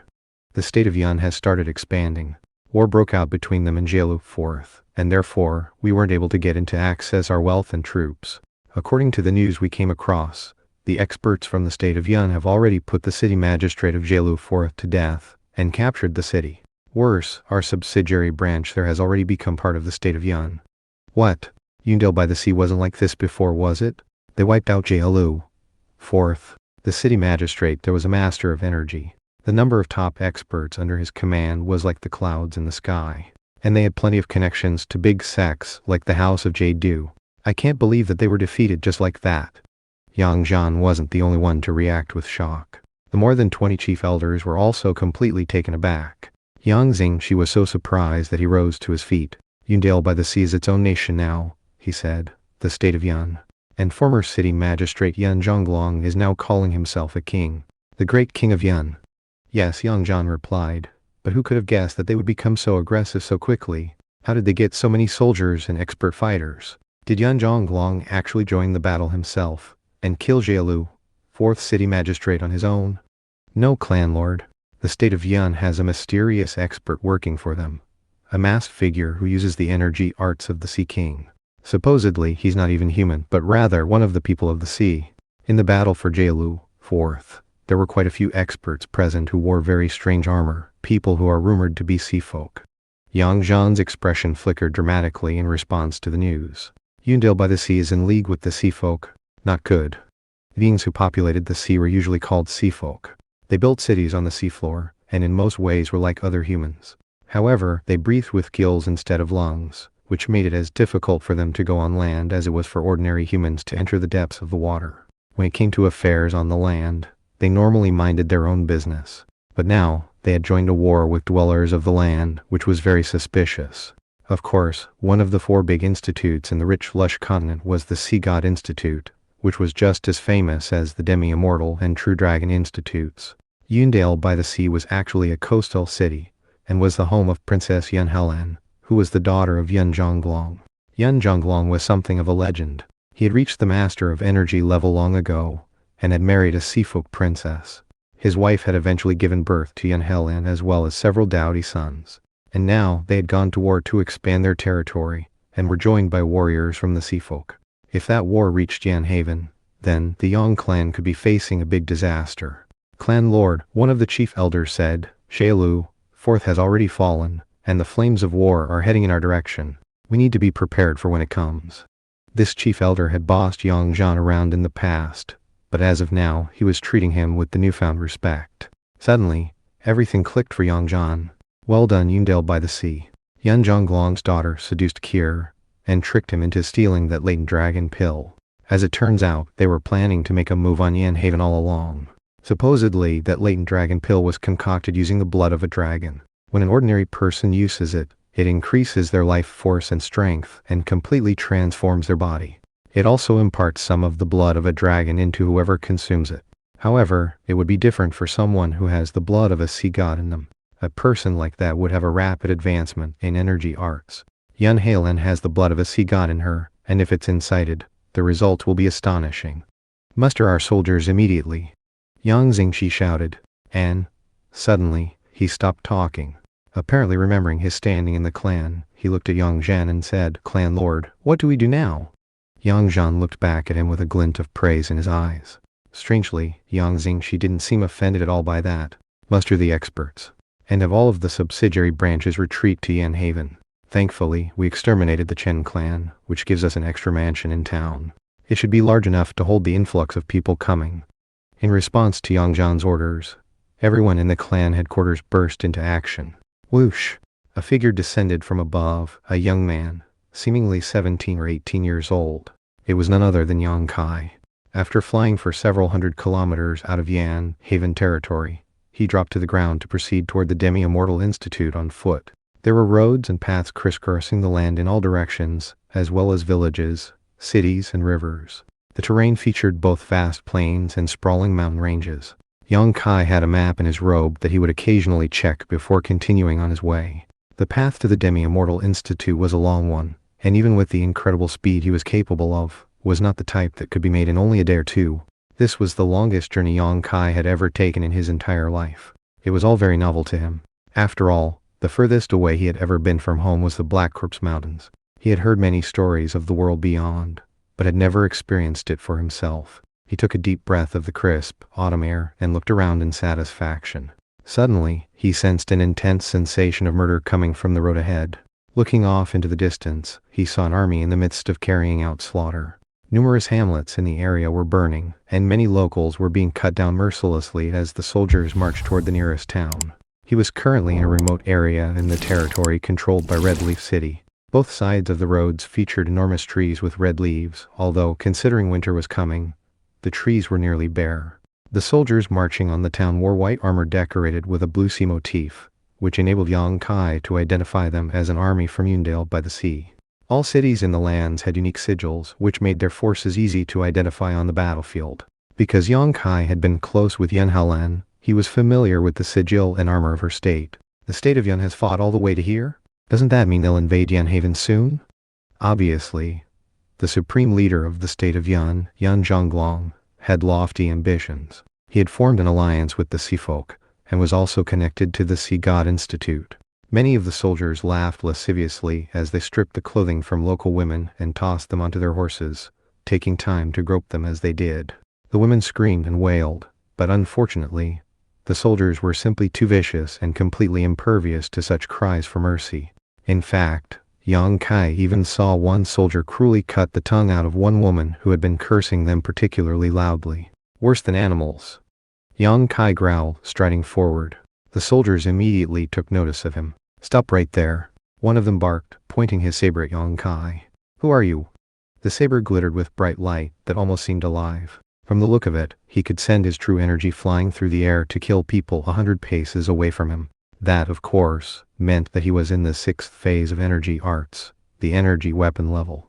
This was the leader of these soldiers, a man vicious to the core, whose aura seemed tinged with the screams of numerous souls, which was the only surviving remnant of the people he had slaughtered in cold blood. In fact, this was the very same man who had just cut the woman's tongue out. "Who am I?" Young Kai replied. "I'm the guy who's going to kill the whole lot of you." At that point, the leader of the soldiers chuckled and waved his saber through the air, sending a stream of blade light in Young Kai's direction. In response, Young Kai flicked his finger, destroying the blade light and decapitating the leader, all in one move. "Ambush!" shouted the soldiers further back. Drawing weapons, they rushed forward to surround Young Kai. These soldiers had mediocre energy arts, most of them being in the 3rd or 4th phase. They couldn't use their true energy outside of their bodies, and yet, they were still experienced fighters who had killed many opponents in their careers. Furthermore, they were skilled at fighting from a distance using bows and pikes. It only took moments for dozens of pikes to be stabbing through the air with enough power to impale an ox. The great bows the soldiers used shot iron shafts that could pierce armor from 100 paces. Normally speaking, even someone in the 7th or 8th phase would have been forced to take a group like this seriously. Unfortunately for the soldiers, they were dealing with Young Kai. As he walked forward, he sent a blast of energy out that instantly caused all of the pikes and arrows to suddenly stop in place, unmoving. Then, whoosh, whoosh, whoosh, they turned and shot backward, flying with 10 times the speed they originally had, making it impossible to dodge them. Soldiers didn't even have time to scream before they were dead. In the blink of an eye, Young Kai had just killed roughly 40 elite enemy soldiers. However, their cries of ambush had been loud enough to travel quite a distance. Thus, it was no surprise that a screaming whistling sound suddenly erupted from the nearby town. Because of the sound wave, the surrounding buildings trembled, and many roof tiles cracked and fell to the ground. Clearly, this was evidence of some powerful expert. Swish!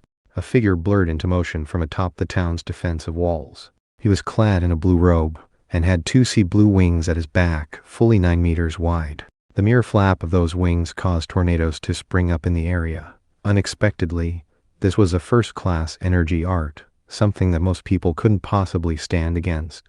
"Master of energy," Young Kai murmured. Normally speaking, people in the 9th phase were city magistrates, therefore, it was strange to see one here amongst the forces of Yundale by the sea. He moved with incredible speed, flying off of the city wall, provoking cheers from the soldiers beneath. Yang Kai simply stood there, waiting to see who he was dealing with. As far as he remembered, Yundale by the sea only had one master of energy, that being Yan Zhonglong himself. Moments later, the blue-robed master of energy appeared in front of Yang Kai. Surprisingly, he was a young man, probably not even 30 years of age. A master of energy, who isn't even 30. Yang Kai thought. He has to be more than the typical genius. If such a young master of energy appeared in Yan Haven, the news would spread for thousands of kilometers. Did you kill these soldiers? The young man asked, looking around coldly at the dead bodies. He didn't seem to have any emotional reaction at all, which actually served to make him seem even more chilling. I did, Yang Kai replied without the slightest quaver to his voice. And who are you? I don't remember Yundale by the sea having a second master of energy. Yundale by the sea? The young man in blue clasped his hands behind his back. Looking down his nose at Yang Kai, he continued, I'm from the Sea God Institute. An ignoramus like you doesn't need to know my name. Since you killed these soldiers, I'll kill you. In fact, I think I'll torture you to death, which will be quite an honor for you considering that I never kill worthless nobodies. So tell me your name. That way you can be more than worthless. Sea God Institute? Yang Kai was shaken. Obviously, he knew that the Sea God Institute was a colossal monster of an organization. However, the young man's words caused a grim expression to appear on his face. These soldiers were murdering, raping, and looting. I'd say they hardly qualify to be human. Your Sea God Institute is orthodox and righteous. Don't tell me the soldiers had your approval to do all those things? Quite the blowhard, are we? The young man said. Apparently, he had lost his patience, and didn't think Yang Kai was even worth listening to. Fine. If you don't want to tell me your name, then I'll take you captive and force it out of you. I know over 100 different torture arts for you to enjoy. In the end, you'll be screaming your name to me. Rumble. The young man thrust his palm out, causing a wave of energy to surge forth. At the same time, a sound like a crashing sea could be heard as his true energy transformed into the image of destructive sea water. Within that sea water was a gigantic floodworm with vicious-looking claws. Boundless ocean. The young man growled, sending out an attack that could level mountains. To Yang Kai, it almost seemed like the sky had been replaced by a blue sea, surrounding him and crushing down with incredible force. In fact, the ground beneath his feet began to crack. This was a move that far surpassed anything he had faced from Yangzing Shi or Dowager Yan. The truth was that Dowager Yan and Yangzing Shi were little more than countryside peasants. Although they were masters of energy, this young man in blue came from the Sea God Institute, one of the most colossal organizations in the lands. In terms of his true energy abilities and his techniques, he existed on a completely different level. In fact, this boundless ocean was a royal-class energy art. And yet, Yang Kai didn't even flinch. Even as the true energy surged toward him, he made his move, unleashing a single punch. It seemed like nothing more than an ordinary fist strike, and yet it was also like an ancient beast or god. Black energy swept out from beneath his feet, almost like the aura of hell. He was now the incarnation of an ancient god mammoth, an ancient god spirit who could suppress millions upon millions of worlds. It almost was as if the word power had been specially created just to describe him. The boundless ocean was completely vanquished, and then Yang Kai's fist landed onto the young man. An expression of disbelief appeared on his face. This was only one fist strike. One. And yet, he was flung backward, booming sounds echoing out in his body as his meridians were destroyed. One fist strike. One simple fist strike. That was all it took for Yang Kai to destroy the meridians and sea of energy of a master of energy from the Sea God Institute. Afterward, the blue-robed man flopped onto the ground, where he lay gurgling, a look of complete incredulity on his face.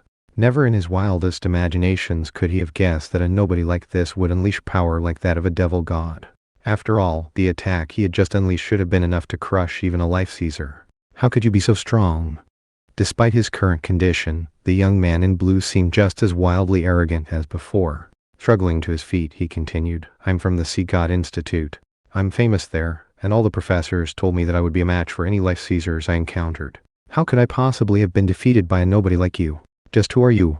Talk to me, punk. What's your name? You just wait till I get back to the Sea God Institute. Things aren't going to turn out the same when we have a rematch. Yang Kai chuckled. Where do you think you are back home at that institute of yours? You think you can make a comeback after being beaten like this? We're in the Zhonghu, the home of danger and viciousness. You seriously think I'm going to just tell you my name and let you go, so that you can return to the Sea God Institute and get some more powerful people to get revenge for you? Well, I can tell you that's not going to happen. He was by no means boasting. With the flick of a finger, he sent a stream of true energy directly into the young man's forehead. The young man screamed, then flopped back onto the ground dead. A moment later, Yang Kai flew up into the air, sending out countless threads from silk rain of the spring silkworm. In the blink of an eye, all of the soldiers from Yundale by the sea who had remained alive in the area were killed. Obviously, there was no way that he would leave any of the enemy soldiers alive. If they returned and informed the Sea God Institute of what he had done, the Yang clan would be wiped off the map. Even more pertinent, considering the troops from Yundale by the sea were pillaging and murdering everything in their path, killing them would ease a bit of the pressure on Yanhaven, and it would also give the common people a better shot at escaping the turmoil. Several hundred fierce soldiers were all simultaneously struck by the sword energy of silk rain of the spring silkworm. The four-season swordplay was a royal-class energy art, and thus it was no surprise that a single move from it could kill so many people that quickly. If the other aspects of the technique were unleashed, the summer lightning, autumn frost, and winter snow, it would be even more formidable. At the moment, Yang Kai was stuck in the 8th phase, but when he reached the 9th, and became a master of energy, then even many top experts in the House of Spring and Autumn would blush with shame upon watching him use their four-season swordplay. In one fell swoop, Yang Kai wiped out all the enemy troops, leaving the ground littered with corpses of soldiers from Yundale by the sea. There were also a handful of individuals wearing blue armor that identified them as sea folk. Yundale by the sea is working with the sea folk, so that's why a student from the Sea God Institute was here. After considering the matter for a moment, Yang Kai looked over at the blue-robed young man he had killed. Stepping over, he began to search him. Considering his identity, Yang Kai was fairly certain that he would be carrying a lot of riches. And since Yang Kai was about to enter the Demi-Immortal Institute, having some extra funds on hand would surely be useful. Unfortunately, he was wrong. After searching the young man quite thoroughly, he didn't find anything on him. No bannotes, no energy convergence pills, no weapons, no energy art manuals, nothing. Apparently he was completely penniless. Impossible.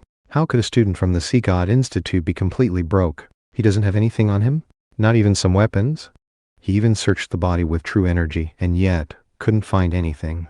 Eventually his gaze came to rest on the finger of the corpse and a thumb ring of blue jade. It looked completely ordinary in nature, like a common piece of jewelry. However, there was something about it that piqued Yang Kai's interest, so he sent a stream of true energy into it. After all, once one entered the 8th phase, one's true energy would be able to pierce large objects and see what was inside of them. However, when he sent his true energy into the blue jade thumb ring, it was like dropping a pebble into the ocean. He couldn't sense anything inside the ring, but could tell that it was as large as an ocean. Obviously, this was no ordinary item. Although this blue-robed young man had not possessed any weapons or magical items, his thumb ring was definitely extraordinary. Yang Kai took the ring and then leaped into the sky like a bird, vanishing in the blink of an eye. The sooner he got away from this place, the better. After all, the death of a student from the Sea God Institute would be no small matter. Soon people would be coming to investigate, and if he stuck around, he would surely be suspected of being involved. Sure enough, only a few hours after Yang Kai left, as evening began to fall, an autumn wind swept across the lands, stirring the leaves that had already begun to cover the corpses. Suddenly, the thunderous sound of galloping war horses could be heard, and the acrid odor of some sort of beast filled the air, as though an army of demonlings were approaching. Before long, torchlight could be seen illuminating the road. Then, an army of horses appeared, tall and strong, mighty to the extreme. Unexpectedly, these were all flood stallions, thousands and thousands of them. It had only been by a fluke that the young clan managed to get 28 flood stallions, and yet here, there were thousands. If a force like this attacked a city, its walls would collapse instantly. No fortification would be able to resist a force like this, and in fact, any defending soldiers who saw it coming would collapse mentally before the fight began. The ground trembled under the hooves of these furious creatures, whose passage caused the trees to tremble so violently that many split apart and even crashed to the ground. Furthermore, the wind that sprang up because of them instantly blew away all the leaves that had piled up, revealing the corpses on the ground. When the corpse of the blue-robed young man was revealed, one of the riders, a burly, middle-aged man, leaped off of his horse in shock. Rumbling sounds could be heard as his true energy was unleashed, propelling him through the air toward the corpse, which he lifted up into his arms. Unsure of his current state, he tried to pour true energy into the young man in the hopes of reviving him, but sadly, he was already dead. Looking like the picture of astonishment, the man said, How could you be dead, Gucci? How? You were a top student at the Sea God Institute, with energy arts invincible to anyone under the life-seizing level. Even if you were attacked by a master of energy, you should have been able to escape. How could you have died? And who killed you? How is the state of Yen going to explain this to the Sea God Institute? A soldier stepped forward. Supreme Leader, he said, we must get to the bottom of this immediately. We need to find out who killed Gucci, and then report the matter to the Sergeant Major of the Sea Folk, and of course the Sea God Institute. As it turned out, the burly man who was now holding Gucci's corpse was none other than the Supreme Leader of the state of Yan Zhonglong, who was also the father of Yan Helan. Look at the wounds, Yan Zhonglong said. See how fine they are. It's almost like he was hit by silk threads or raindrops. There's also a lingering sensation of the life that blooms during spring. He suddenly shivered. Gucci was killed by the four-season swordplay from the House of Spring and Autumn. It must have been a life-seizer. But what would such an expert from the House of Spring and Autumn be doing here? Supreme Leader, we've already counted up the corpses. There are a few hundred of our men here, all of them killed by sword energy that pierced through them like silk threads. It looks like they were all killed at the same time. Only someone with profound energy arts could do something like that. Huh? Didn't Gucci have the heart of the sea thumb ring? How could it be gone? Don't tell me someone robbed him? At this point, Yan Zhonglong was bristling with anger. After all, he knew how valuable that thumb ring was. It was more important than Gucci himself. An eighth phase expert off to the side said, Supreme Leader, there's no need to be anxious. Everyone's dead, so it makes sense that his valuables were taken. You don't understand. Gucci's most valuable possession was the heart of the sea. Supposedly, it is crafted from godly jade, and contains a minor plane that can be used to store large amounts of items. People like us can't even conceive of how valuable that ring was. Gucci borrowed it from the Sea God Institute, and now it's lost. His death probably isn't very important. There are plenty of exceptional students there. But for that precious treasure to have been lost is no joking matter. It could likely cause a war between the House of Spring and Autumn and the Sea God Institute. Looking exceptionally grave, Yan Zhonglong said, let's go. We'll head back to the capital. For now, our expansion stops here. Pour all of our resources into uncovering the truth of Gucci's death. Afterward, we'll return to our border expansion initiative. Yes, Supreme Leader. Considering we've already absorbed several dozen cities, and now control lands with a population of millions upon millions, we should be able to clear the matter up. And that's especially true since we can assign so many aristocratic clans to the case. With that, the horses and men turned and prepared to leave. Supreme Leader, Gucci's death doesn't really matter. He was only a master of energy, and his clan isn't very influential among the sea folk. Besides, considering that young Miss Yan Helan got that latent dragon pill, and awoke the blood of the sea god inside her, she has already far surpassed Gucci. You're right. Lanner is in the Demi-Immortal Institute now, and a certain member of the senior generation has already taken a liking to her. From now on, her cultivation will advance with breathtaking speed. The next day, the autumn wind was as desolate as ever as Yang Kai made his way to the east, far, far from Redleaf City. Along the way, he saw the turmoil and chaos of war. Many city magistrates were founding nations and mustering troops to campaign across the lands. War had broken out, and the common people were the ones to suffer. The vassal cities were like a pack of dragons with no leader, and no quarter was being given in the fights which were breaking out everywhere. Yang Kai traveled for 3 days and 3 nights, during which time he saw over 100 battles. Pillaging and looting were present everywhere. Yan Haven was located in a relatively remote region that had not truly been touched by the flames of war. After all, the rich, lush continent was a massive land with huge cities everywhere. Some of them were 10 times larger than Yan Haven, with so many energy arts experts that they were difficult to number. On more than one occasion, Yang Kai sensed masters of energy fusing their energy with the clouds. Instead of flying, he traveled mostly on foot, resorting to his fiend devil wings only when he found himself in extreme danger. After all, experts abounded, and he was no longer in Yan Haven. If someone discovered who he was and what he could do, it could lead to complications. Yang Kai had already made a decision not to use the strength of the hell-crushing god Mammoth when he got to the Demi-Immortal Institute. At least not unless it was absolutely necessary. Considering how many experts would be around, it would be a problem if people started picking up on the clues about him. A godly class energy art. What did that imply? It implied a connection to god spirits in heaven, something that even the Demi-Immortal Institute would covet. Right now, Yang Kai had the power of 10 ancient mega mammoths, which meant that even the most random energy arts move he used would be backed with endless power, and made him virtually omnipotent. Once he broke through to the Master of Energy level, and truly began to cultivate his Hellfire Crucible, he would be able to melt and refine all sorts of true energy. Then, whatever energy art, martial art, or consummate discipline he encountered could be easily acquired and mastered. Most people could only cultivate a handful of energy arts before running the risk of encountering a conflict between two of them, and damaging or destroying their meridians. Yang Kai tucked such thoughts away and focused on the road. It would still be another 2 months before he would arrive at the Demi-Immortal Institute. Thankfully, it was not a boring journey. There was plenty of scenery, including important historical sites. When he had moments to spare, he would take the time to study the Blue Thumb Ring. Continued examination only went to confirm that it was a very peculiar object. No matter how he tried to send his true energy into it, the energy would disappear as surely as a rock thrown into the ocean. It seemed boundless and never-ending inside, as though it weren't jade, but rather something from another world.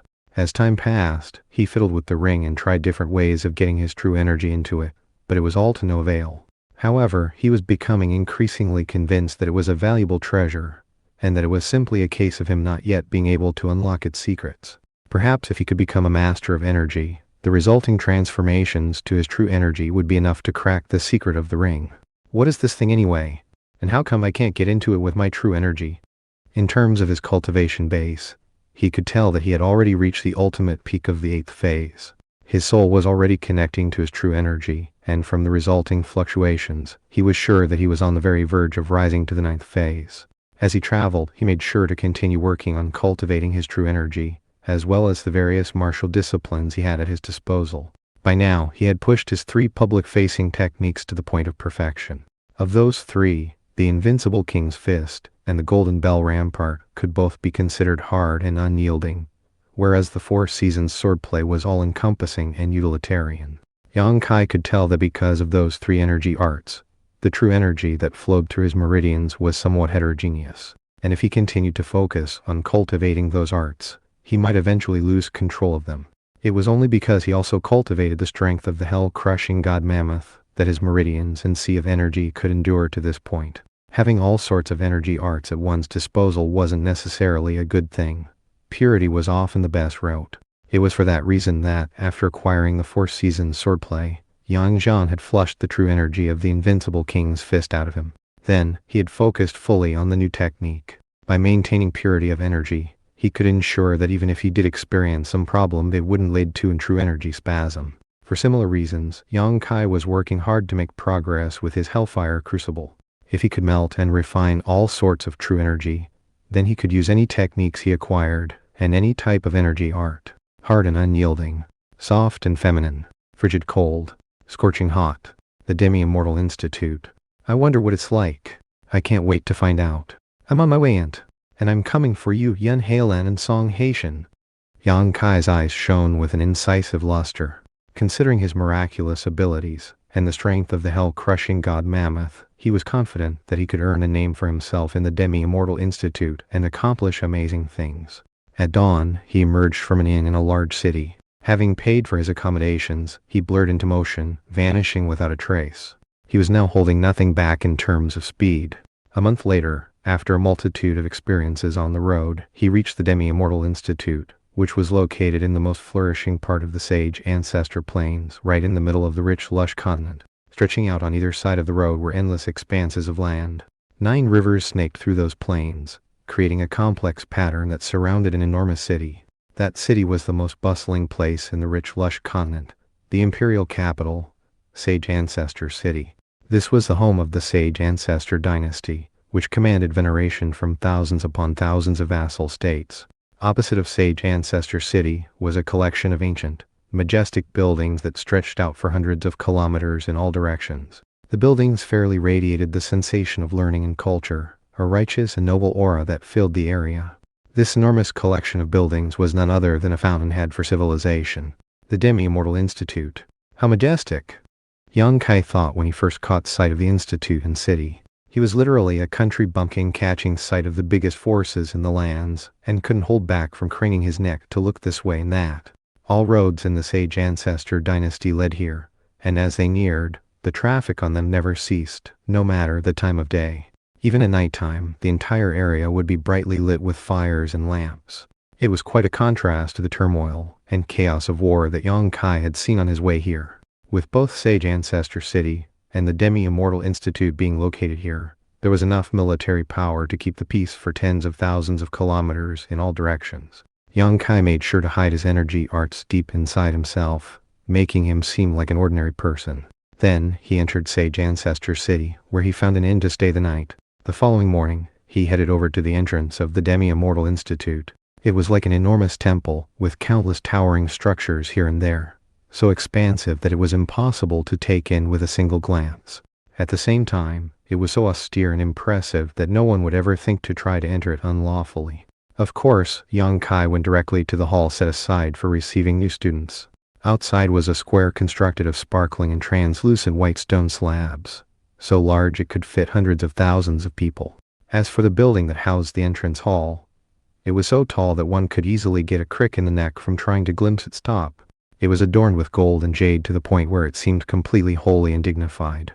Quite a few individuals could be seen kneeling in various locations in the square. There were young ones, middle-aged people, and even the elderly. Some were rich, some were poor. This was the entrance to the Grand Demi-Immortal Institute. Yang Kai had asked around in the city the night before, and knew that people came every day to the main entrance, hoping to get accepted to study there. Some were so devoted that they would remain kneeling for 9 days and 9 nights. It was even said that people would occasionally drop dead from waiting there for too long.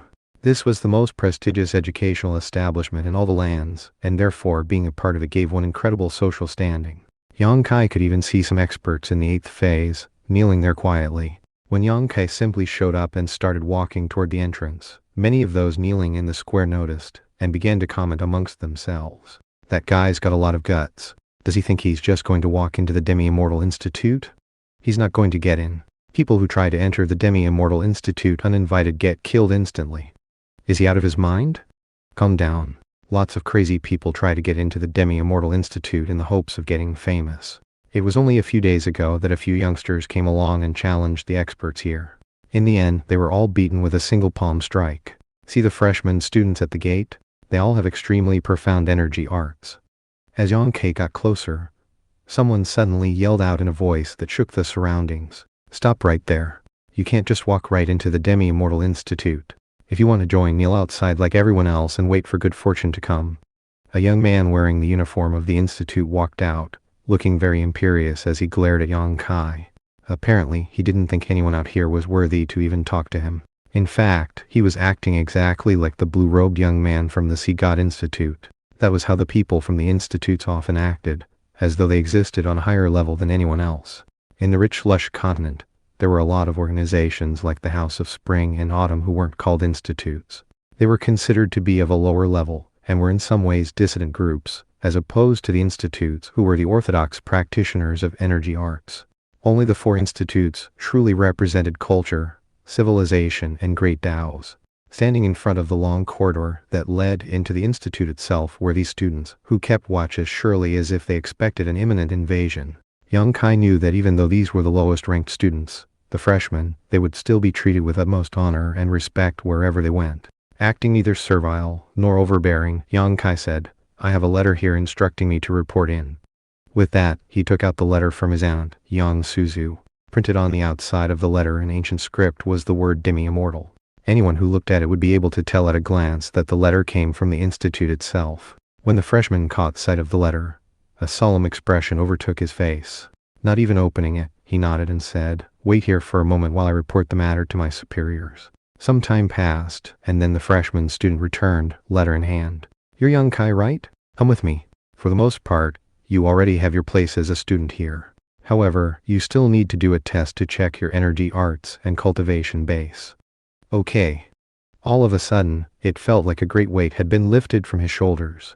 This entire time, he had worried that there might be some holdup because of internal matters in the institute. But now, everything seemed to be going smoothly. And considering the level of his cultivation base, he shouldn't have any problem fitting in. Thus, he followed the freshman student into the entrance. This was merely a building set aside to accept new students into the Demi-Immortal Institute. It had dozens of floors, and was constructed with bricks of white jade. Everything was carved with exquisite texts and images depicting various martial disciplines, sword stances, aphorisms, and proverbs. It simply pulsed with a sensation of knowledge and power. Yang Kai went through various hallways that twisted and turned through the building and climbed higher and higher until they were on the 18th floor. Eventually, they reached a room filled with wooden bookcases, all of which were apparently crafted from expensive sandalwood. In the middle of the hall was a middle-aged man standing there reading a book. From this high vantage point, the scenery was beautiful, with a clear view of the plains and the rivers beyond the institute. A tremor passed through Yang Kai as he sensed that this man was a master of energy. His true energy was mighty to the extreme. He was clearly many times more powerful than Yang Zhan with the air mastery plant. Up to now, Yang Kai had always assumed that the most powerful experts in the master of energy level would only be a bit stronger than his father. But now he could see that he had truly been a frog in a well, his eyes obscured by a single leaf. If one split the master of energy phase up into 3 overall levels, then Yang Zhan and people like him would be at the lowest level. It didn't take Yang Kai long to reconcile himself to this fact, though. After all, the world was a large place, and if a freakish hellion like himself could rise up, why couldn't other freakish hellions exist in other places? This was the Demi-Immortal Institute, the #1 most domineering organization in all the lands. It only made sense for it to abound with remarkable things. The freshman student immediately bowed to the middle-aged man and then said, "Sect Uncle Chu, I've brought a new student here with an introduction letter." "Very well. You wait outside." The man waved his hand, sending the book in his hand flying off to a nearby shelf. "So, young man, your name is Yang Kai, is that right?" "Yes." Yang Kai was doing his best to keep his cultivation base completely under cover, leaving only the true energy of the invincible king's fist flowing through him. Everything else was hidden away in his sea of energy, and would appear as nothing more than a speck of nothing to anyone who looked at it. That was a function of the strength of the hell-crushing god mammoth. It could take true energy and turn it into a speck of nothing, then turn that speck into a mega mammoth, all in the blink of an eye. "You're in the 8th phase. Not bad. And you just turned 18? If you can become a master of energy before 20, your aptitude will be considered toward the top. Of course, Yenhaven is a small place. Presumably something miraculous happened to you?" The man looked at Yang Kai with shining eyes and was instantly able to tell everything about him. "Wow, Professor Chu, you have sharp eyes." "Yes, I was struck by lightning a while back, which made my meridians stronger and advanced my cultivation significantly." "Oh, struck by lightning, but didn't die?" With another wave of his hand, he sent a stream of true energy into Yang Kai's meridians. Yang Kai plastered a look of surprise onto his face. However, he had already disguised his meridians to reveal only about 10% of their full level. The man's true energy was as nimble as a fish, and almost seemed intelligent as it went through him. After coursing through his meridians a few times, it came to rest at his sea of energy for a bit before leaving. "Strong meridians," the man said, "and a good fleshly body. What energy arts and martial disciplines did you study? Why don't you do a little demonstration?" "Yes, sir," Yang Kai said. He quickly went through the forms of the invincible king's fist, summoning the 6 arms of true energy to accompany him. Each move he did was better than the last. Overall, it was a very impressive performance. The man instantly recognized what he was looking at. The invincible king's fist. "It's too bad you haven't been cultivating the full discipline. That's a royal class energy art with 9 forms, but you only have 6 of them. I would guess that our Demi-Immortal Institute's Scripture Pavilion probably has the full set. You just need to perform some meritorious service for the Institute, and you'll be able to get your hands on it." "Very well, that's enough. You can go get your uniform now. You're a freshman student, so from here on out, you will only go up in the world. Understand?" "Freshman student?" Yang Kai replied, a bit stunned. He had originally assumed that he would come in with a higher rank. "What? Not happy?" Apparently, the man could tell what Yang Kai was thinking. Everyone here starts out as a freshman student. The only way to rise in the ranks is to perform meritorious service, get stronger, and learn more. Now go. The elder brother outside will take you to the place where you can clean up and change into your uniform. You'll also be assigned a residence. Leave a record of your name at the admissions desk, and remember that you could be called in for assessment at any time." "Yes, sir," Yang Kai replied. Originally, he had assumed that he would be able to see his aunt right away, and possibly even Yan Helen or Song Haitian. But now he was coming to realize that in the Demi-Immortal Institute, rank and status were extremely important. He needed to spend some time getting used to all the new rules and situations. Right now, he was too much in the dark. At the moment, he didn't even dare to cast his true energy out to get a sense of his surroundings. There were just too many powerful auras, and if they caught on to him, they would definitely try to figure out who he was. Back outside, the freshman student he had met earlier was waiting there, looking a bit bored. Upon seeing him emerge, he said, "Well, junior brother, congratulations on becoming a member of the Demi-Immortal Institute. From here on out, you're one of the top dogs in the rich, lush continent." "Thanks so much," young Kai replied. "I hope you'll look out for me, elder brother. Might I ask your honored surname and distinguished given name? And please accept a little gift to establish our friendship." Smiling, he handed him a banana worth 100,000 energy convergence pills. That was no small number. The freshman student nodded knowingly. "Of course, I'm happy to help out, junior brother. My name's Lai He. Pleasure to meet you. All right, come with me. We need to get your uniform and identity plaque. Then you'll officially be a student of our institute." With that, Lai He led him down into the institute itself. Majestic pavilions and kiosks could be seen everywhere. Compared to this, the city magistrate's mansion in Yan Haven was like an ant colony. As he walked along, Yang Kai almost felt like he was in paradise. At one point, he said, "Since I only just arrived, elder brother Lai, I don't really understand how the sect works. Could you give me a quick rundown so that I don't make any mistakes right off the bat?" "Ah, that's easy. We're the lowest ranked students in the Demi-Immortal Institute, the freshmen. Above us are the outer campus students, and then the inner campus students.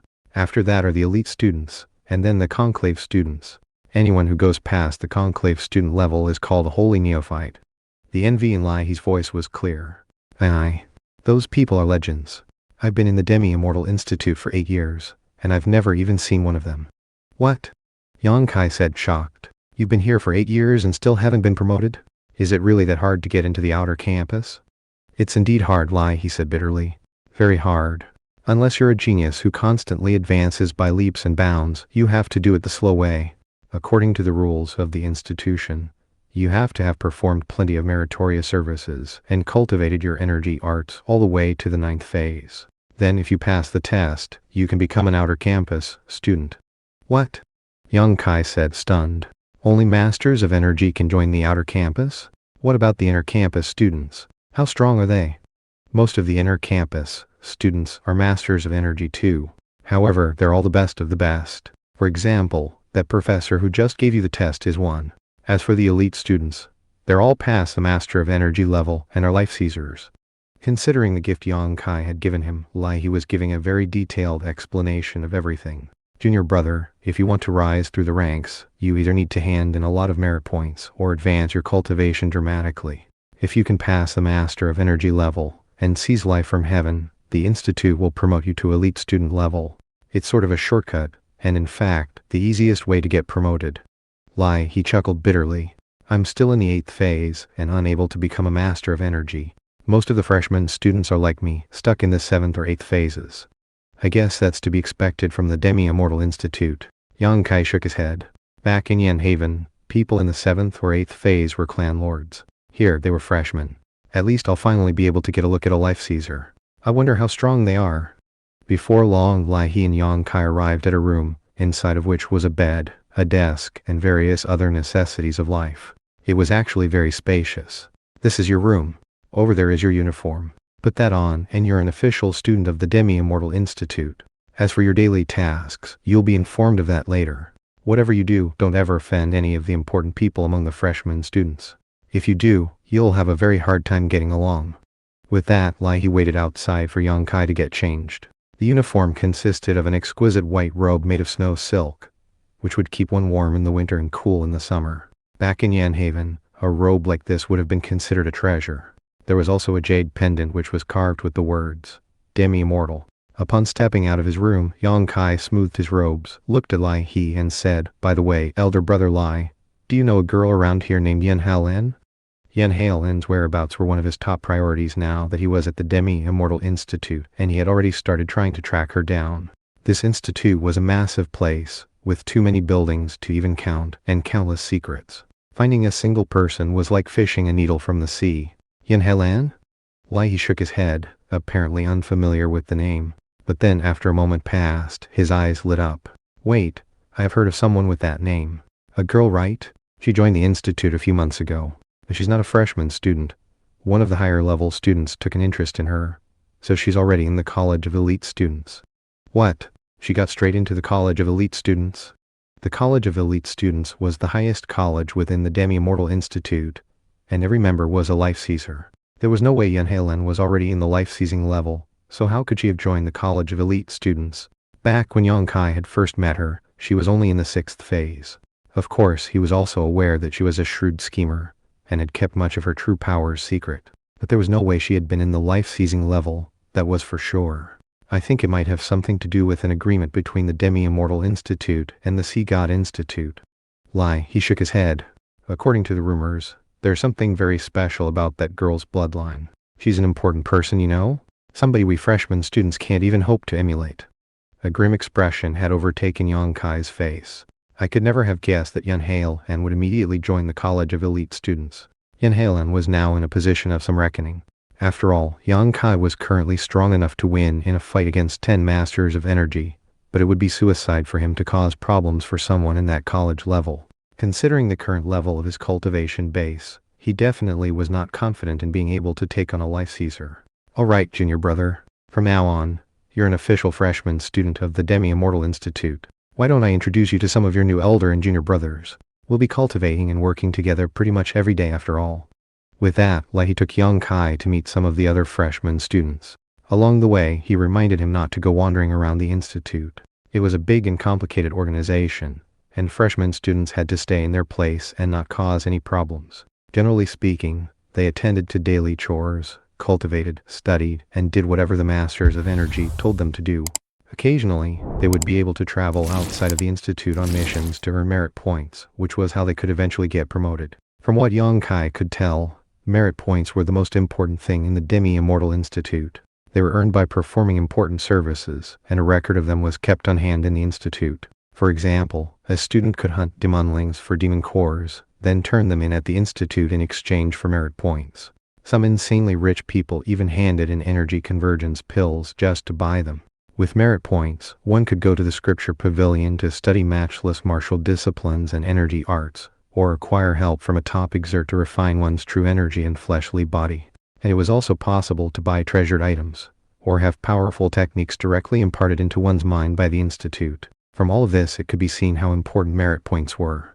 Before long, Yang Kai was settled in the Demi-Immortal Institute, and life turned into a rather boring routine. Other than guard duty and various chores, he worked on cultivation in his room, or attended lectures in which Masters of Energy would talk about cultivation. None of it was very exciting. Freshman students were the lowest of the low, and only had access to the most fundamental energy arts and martial disciplines of the Demi-Immortal Institute. That said, Yang Kai was fine with it all. Being able to peacefully work on his cultivation meant that his strength of the hell-crushing god mammoth was becoming more refined by the day. He was growing stronger, and his breathing exercises were more profound. By now, he could easily absorb the quintessence of the sun and moon, as well as the spirit energy of heaven and earth. A month passed in which nothing of note occurred. Even his mind and soul grew stronger. He almost felt like he truly was a god mammoth, capable of plucking stars and moons out of the sky. Currently, he sat cross-legged in his room, his true energy surging through his meridians. Just barely visible in his Danshan region was a convergence of true energy that bubbled like lava. If anyone had been there to observe, they would have seen golden light flickering beneath his skin, almost as if he wasn't made up of flesh and blood anymore, but rather gold. Gold was everlasting, and right now, an everlasting aura filled him. Before, the membrane beneath his skin had been transparent, but now it had turned golden. Suddenly, he opened his eyes and mouth, and spat out a burst of true energy, which wrapped around a sheath sword that was hanging on the wall. The sword flew out of the sheath and whizzed through the air toward him. Grabbing it out of the air, he brandished it in front of him, causing pulses of frigid energy to roll out in all directions. This was a treasured sword forged here in the Demi-Immortal Institute, made from uncommon metals, and it was so sharp that it could slice through iron as easily as mud. Without any hesitation, Yang Kai ran the blade through the palm of his hand. And yet, not a single mark could be seen on his skin. Not even that incredibly sharp sword could harm him, and he hadn't even fused his true energy with his fleshly body at this point. Snap! He flicked his finger, causing the sword to shatter into pieces. Infernal deity bone flame. Scorching hellfire. Intense true energy poured out of his palm, so hot that the ground in the area began to melt. As the energy entered the destroyed fragments of the sword, it turned them into liquid iron. Upon cultivating the strength of the hell-crushing god mammoth to the pinnacle, one's true energy changed. It could be like a freezing hell, a burning hell, a hell of blades, or a hell of sludge. It could freeze a mighty river solid or evaporate it into nothing. Yang Kai was currently working on this particular energy art in the hopes of taking the broken pieces of various equipment and weapons, refining them, and then gaining a better understanding of how they work. The end goal was to further his understanding of the jade thumb ring he had acquired. His intuition was telling him that it was some sort of treasured item. After sending his true energy into the fragments of the sword, he quickly deduced that it had been constructed from an amalgamation of at least 30 types of metals. All of them fused perfectly to create an incredibly sharp blade.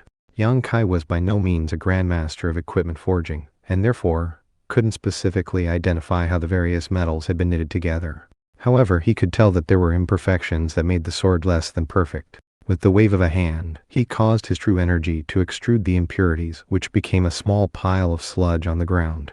As the moments ticked by, the liquid iron slowly began to shape back together into a sword, this one smaller, only about 7 inches long. In fact, it was more of a dagger. Reaching out, Yang Kai grabbed it. From the intense glitter that emanated off of it, it was clearly nothing ordinary. A single swipe of the dagger could slice through the stone floor as easily as tofu. In fact, Yang Kai could tell that this dagger could definitely pierce through numerous types of defensive true energy. This thing is definitely worth some money.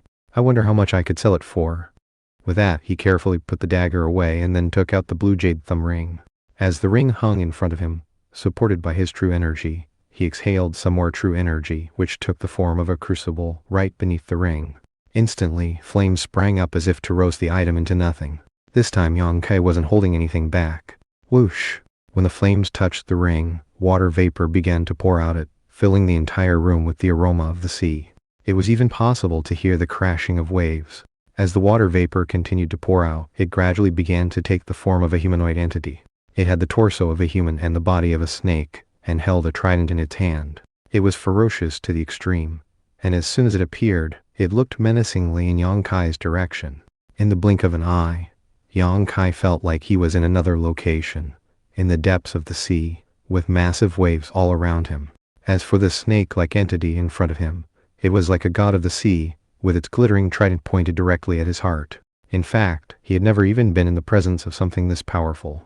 This was power that surpassed the master of energy level. It was true energy left behind in the ring by some consummate master, given a form that could slaughter anything it encountered. Not good. Yang Kai reacted quickly, drawing on the strength of the hell-crushing god mammoth to summon his infernal deity spear, complete with its infinite variations. Without any hesitation, he thrust the spear out to meet the trident. Crush hells, subdue devil gods. Yang Kai made an impressive sight, stabbing out with a spear that was like a mountain, causing black true energy to fill the area. Boundless ocean, the snake creature hissed. Instantly, a huge vortex like an ocean sprang up around the trident, complete with massive waves that bore down on Yang Kai. 2 expert fighters were clashing, causing the furniture in the room to shatter into pieces. They fought back and forth for a short moment, whereupon Yang Kai unleashed an explosive attack. The infernal deity spear pierced through the air, destroying the trident before stabbing into the snake creature. The creature was not real. It was merely a manifestation of humanoid true energy, left behind by some powerful expert. Gurgling sounds erupted from its mouth as the spear stabbed into it. And yet, the creature simply lunged forward, allowing the spear to pass through it. At the same time, Yang Kai felt some powerful will entering him. Unexpectedly, the snake creature was trying to take control of his mind and soul. This thing was far more powerful than a master of energy, that was clear. Apparently, it even had the ability to possess him. However, as soon as it entered him, the strength of the hell-crushing god mammoth erupted out, and a hell-crushing aura flowed through his meridians. In response, the creature shrieked, "What energy art is that? Damn it, that's the aura of a godly class energy art." Even as the voice echoed out, it started to fade away as strange transformations began to occur to it. As the humanoid true energy entered Yang Kai, it began to transform. It wanted to take control of his soul, to possess him, and normally speaking, not even a master of energy would have been able to resist. Sadly for it, Yang Kai cultivated a godly class energy art that was designed to crush hells. Cracking, crunching sounds could be heard as the creature entered Yang Kai's Danshan region to be absorbed by the lightning mammoth.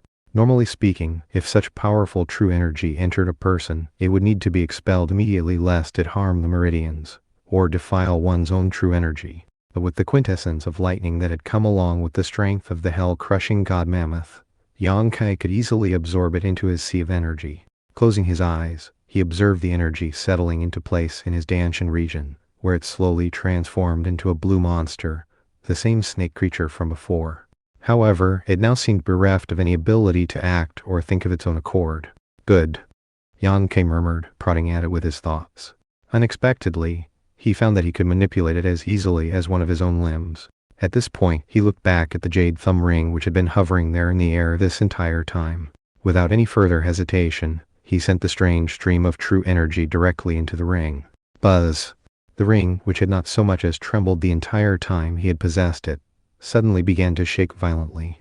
At the same time, scintillating blue light shot out of it, which took the shape of a human-sized door, covered with blue ripples like waves. Yang Kai's eyes went wide with disbelief. What's this? He sensed some true energy inside, and immediately realized that this door was a passageway to a small, self-contained dimension, roughly 60 square meters and as tall as 7 or 8 people. As for the walls, ceiling, and floor, they all appeared to be made of rippling water. There were a variety of objects, stacked up here and there, the most eye-catching of which was an altar surrounded by bottles and bottles of energy convergence pills. The medicinal strength they exuded sent powerful fluctuations rolling out to fill the small dimension. A spell formation, Yang Kai murmured, shocked. According to the rumors, some top masters became so powerful that they could send out true energy that would never fade away. Instead, it would perpetually absorb the spirit energy of heaven and earth. It was a level that far surpassed Master of Energy, and this altar was exactly that type of object. However, what was most intriguing of all wasn't the altar, but instead, a weapon that lay on top of it.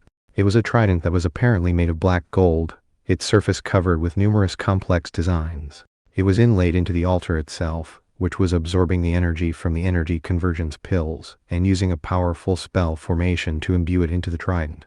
It was almost as if this weapon were a person absorbing spirit energy. A spirit weapon? Yang Kai was aware that some weapons would develop a spirit and personality. After being refined with true energy to a certain degree, they would be able to absorb the spirit energy of heaven and earth, and do amazing things such as fly through the air.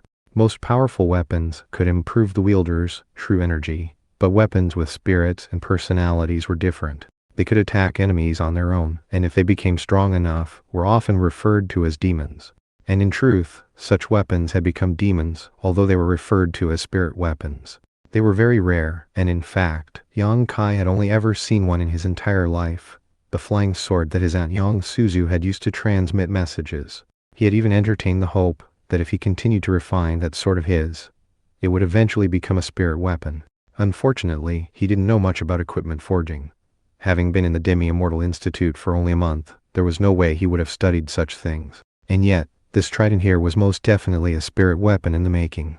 It was impossible to say how many energy convergence pills it had absorbed, but after examining it with his true energy, Yang Kai could see that it already had a system of meridian channels forming in it. This thing is amazing.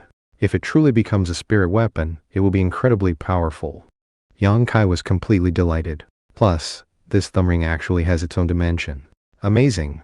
It must be some sort of legendary treasure. From now on I can hunt way more demonlings than before. However many demon cores I harvest, I can keep them all in here. At long last he realized that this ring was a legendary holding device.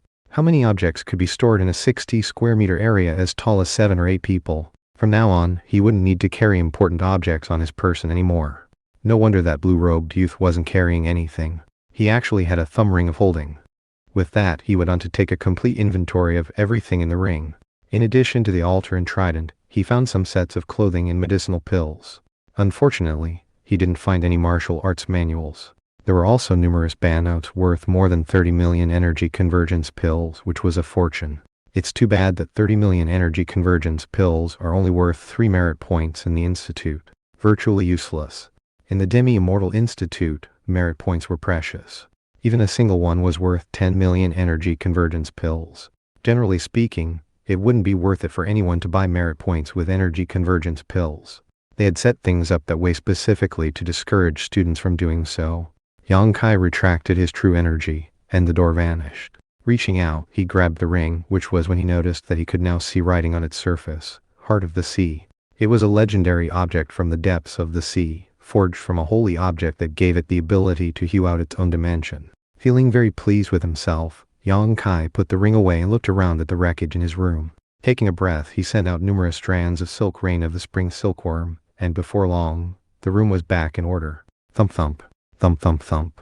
It was at this point that Yang Kai realized someone was knocking on his door. Sending some true energy through the door, he saw Lai He along with his group of other freshman students. When he opened the door, they all rushed in. Yang Kai, we have a good opportunity on our hands. The institute issued a mission for freshman students that's worth a lot of merit points. What mission? Yang Kai asked, starting to get a bit excited. After being in the Demi-Immortal Institute for a whole month, he hadn't accomplished anything of note. If he could get some merit points though, it would make life a lot easier. One of the freshman students was named Hua Yinyu. An army of brigands has risen up in the northwest plains, he said. They've been burning and pillaging everywhere, causing a lot of grief for the common people. What's worse, many of the common people who were killed had their blood sucked out of them. It seems that the brigands are probably cultivating some evil energy art. The institute wants students to investigate, so a lot of outer campus and even inner campus students are heading to the northwest. Luckily, there are also slots available for freshman students who want to join. All we have to do is kill some of the vampire brigands and bring their blood demon cores back here to get merit points. Kill vampire brigands? That's all we have to do to get merit points? Yang Kai was surprised. That's a pretty hefty reward, isn't it? Yeah, so a lot of students are planning on going. However, the fact that the reward is so high indicates that the vampire brigands are definitely not easy to deal with. That's why we need to join forces. In addition to Lai He, Hua Yinhu, and Yang Kai, there were 2 other students present, making them a team of 5. Alright, let's do it. Lai, he said excitedly. Hey Yang Kai, I heard that some people from the College of Elite Students might be participating in the mission. You never know, you might run into that Yun Halen you've been looking for. Oh really? Yang Kai replied, an enigmatic smile playing out on his face, his pupils glittering. Hugh, Yinhu thought for a moment and said, Yun Halen? She's way more important than any of us freshmen. I heard she's some sort of genius. I'm pretty sure that only 2 months ago she defeated an inter-campus student who was in the 9th phase. Somebody like that must have some impressive backers. She's not the type that we could ever tangle with. We could only hope that one day we would have the chance to kiss up to her. What? She defeated a master of energy? How could she be advancing so quickly? Yang Kai frowned but recovered his composure quickly. This was the Demi-Immortal Institute. Studying here was 10 times more beneficial than being on the outside, perhaps even 100. Many students who had the right circumstances could easily get stronger in a short period of time. After all, this was a holy land in the rich lush continent, a place whose legacy stretched back more than 10,000 years. And Yun Halen had joined it as an elite student, a position vastly above that of the freshman. Perhaps she was being groomed by a life Caesar. However, Yang Kai was convinced that, no matter how strong she was, and no matter how proud, he would be able to crush her. You betrayed me, Yun Halen. You used me to get that latent dragon pill and then join the Demi-Immortal Institute. I bet you never could have guessed that I would end up stronger than you. Unless you're already in the life-seizing level, I can definitely crush you. I can't wait to see the expression on your face in that moment. Will you still look as arrogant as you did back when you were toying with me? Although the thought got Yang Kai's heart pounding, he didn't let it show on his face. What lie, he said teasingly. Who is Yun Helen to you anyway? A sweetheart of yours? No, Yang Kai replied coolly. But I know her, and she owes me. A biting wind swept across the lands, carrying with it a gritty sand that coated any passing travelers. These were the northwestern plains. It was now midwinter, and yet no snow had fallen. It was a dry place, filled with yellow earth and bare hills. Occasionally, dried leaves would flutter drearily off barren trees, accompanied by the desolate caws of crows and ravens. He cleared his throat and then spit. Before the spittle could even reach the ground, it was frozen. The weather here is horrific, he said. Sand everywhere. Your spit even freezes as soon as it leaves your mouth. Without strong energy arts, you'd probably freeze if you stayed out in the open. How do people survive the winters here? One of the other freshman students opened his mouth to reply, only to have it filled with sand, causing him to devolve into a fit of coughing and cursing. Yang Kai was there in the team of 5. They had accepted the mission to eliminate vampire brigands, all in the hopes of earning some merit points. There were other groups who had accepted the mission as well, but were acting on their own. That was how it usually went in the Demi-Immortal Institute. Small groups would form, and if things went well with them, they might eventually form official organizations. Licking his lips enviously, Hua Yin who looked over and said, Yang Kai, How can you be taking this so casually? Your true energy must be way more powerful than ours. Yang Kai was actually surrounded by a shimmering barrier of energy, which kept the sand and wind away from him. He was the only one among the group who was completely clean, unlike the others who were covered with sand. The truth was that they could all create similar barriers if they wanted to. After all, they were all in the 8th phase, and could perform mind incarnation. However, none of them were willing to casually waste their true energy in the way that Yang Kai did. When they first arrived in the northwestern plains and saw Yang Kai doing so, they had assumed it was because of his inexperience. After all, conserving true energy was one of the most important things to do on missions. One didn't want to run low of it in a crucial moment. To waste true energy on keeping warm and sand-free seemed like suicide. However, Yang Kai's energy fluctuations didn't seem to be weakening at all. His face was not flush from the effort, and was not even close to gasping. He seemed to be taking it all completely in stride. None of them had ever encountered anyone with such boundless energy reserves. One of the other students, Hijili, seemed very intrigued. "Hey, Yang Kai," he said. "We've seen you working on your cultivation, but haven't seen you fight yet. What are your energy, arts, and cultivation base like? We're all curious. Want to exchange some pointers? Warm up a bit." Hijili was in the 8th phase, and had an impressive background.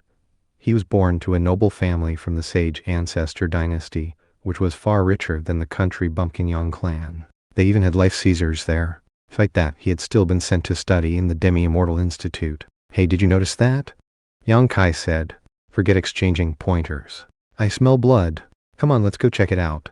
He suddenly burst into motion, sending sand flying out everywhere as he shot off in a certain direction. "Blood? How come I don't smell anything?" The other 4 students shook their heads, but followed along. They sped along for a few dozen kilometers before arriving at a desert bazaar. What they saw instantly caused their jaws to drop. It was a huge market city, and everyone in it was dead. There were corpses everywhere, and the entire place was splattered with blood. There were men, women, the old, and the young. Even babies. All of them had been drained of blood, leaving them as nothing more than desiccated corpses. Furthermore, everything of value had been taken away. Expressions of horror could be seen on the twisted corpses, as though their final moments had been filled with unimaginable pain. There were already wolves present, gnawing at the corpses. The sound of crunching bones made the entire scene seem like hell itself. Yang Kai very nearly gasped at the sight. After looking around, he noticed that the nearby corpse of a particularly burly man had a wound on his neck that looked like a bite mark. Shockingly, these people had been bitten on the neck, and then had their blood sucked out of them. The winter wind swept through the bazaar, and it sounded like the wailing of ghosts and the moaning of gods. It was enough to cause one's heart to twitch. Some of the wolves howled, and then, noticing that there were living humans present, rushed toward the freshman students. However, Hua Yinhu quickly killed them. "What cruel vampirism," he said. "I wonder what energy art they were using. It's forbidden to cultivate vampiric arts. They can lead to rapid cultivation advancement, 10 times the speed of ordinary people. But anyone found to be practicing such things would be killed instantly. Who would have ever thought that vampire brigands would rise up in the northwestern plains? If we don't drive them out immediately, who knows how much damage they'll incur?" He shook his head. As the son of a marquis from the sage ancestor dynasty, he knew much more about the world than the rest of the students. Kneeling down, he reached out to touch the blood that filled the hoof marks leading off into the distance. "These people have only been dead for a few hours. Thanks to the temperature, a lot of evidence has been left behind. Looks to me like there were a few thousand brigands. They swept through the bazaar and killed everyone in roughly the time it takes an incense stick to burn. If we follow these tracks, we should be able to catch up to them." This Hua Yin who knows what he's doing, Yang Kai thought. Although he knew himself to be extremely powerful, it was obvious that it was going to take a lot of work to catch up to the other experienced students when it came to things like investigation and reconnoitering. He knew how to fight, but when it came to non-combat skills, the best thing to do for the moment was to keep quiet and learn from those who knew what they were doing. "Since we have their trail, let's track down these vampire brigands and slaughter them all." Filled with righteous indignation, the students immediately focused on ridding the world of devils and demons like the brigands. Yang Kai was in full agreement. These vampires were dangerous, and the world wouldn't be safe until they were all dead. Hua Yinhu took the lead, and the rest of the group followed him as he began to track the hoofprints off into the distance. The northwest was gloomy at this time. Occasionally, they would pass hills or other terrain features where common people had set up residence. Sadly, all such structures had been destroyed. Thousands of years ago, the Northwest had been a prosperous place, but eventually it had been taken over by desert sands and descended into ruin. As the group continued on, they saw evidence of the civilizations that had existed in this place many years ago. When they were a few hundred kilometers away from the bazaar, evening began to fall, and the sky turned dark. Thankfully, everyone in the group was an energy art expert, and could easily see in low light. From the thick clouds that choked the sky, it seemed likely snow would begin to fall soon. At one point, Huayinhu stopped and pointed out in front of him. "Look up ahead! The ruins of an ancient city. Be careful, everyone. I'd say it's highly likely the vampire brigands have taken up residence in those ruins." The winter wind howled across battlements which had watched thousands of years pass by. The team of 5 sped forward until they were at the city gates. At that point, they realized that there was absolutely no signs of passage, neither of humans nor horses. "Did we lose them?" Yinhu murmured. "It's fine, Lai," he said. "These brigands move about like the wind. Look, it's getting late. Why don't we find a place in these ruins to make camp? We can come up with a new plan tomorrow. Besides, it looks like it's going to snow, and we don't want to get stuck out in the open if that happens." Everyone exchanged glances and could see that they all agreed. Not even people in the 8th phase would want to get stuck in a freezing storm that lasted the night. If spit turned into ice during the day, it could be imagined how cold the night would be. And thus, the group of 5 entered the city gate. The whimpering of the wind was even more ghostly inside the city, almost as though they had passed through the gates of hell. The shops that lined the streets were so old that their signage had long since rotted away into nothing. "Let's look for a place that..."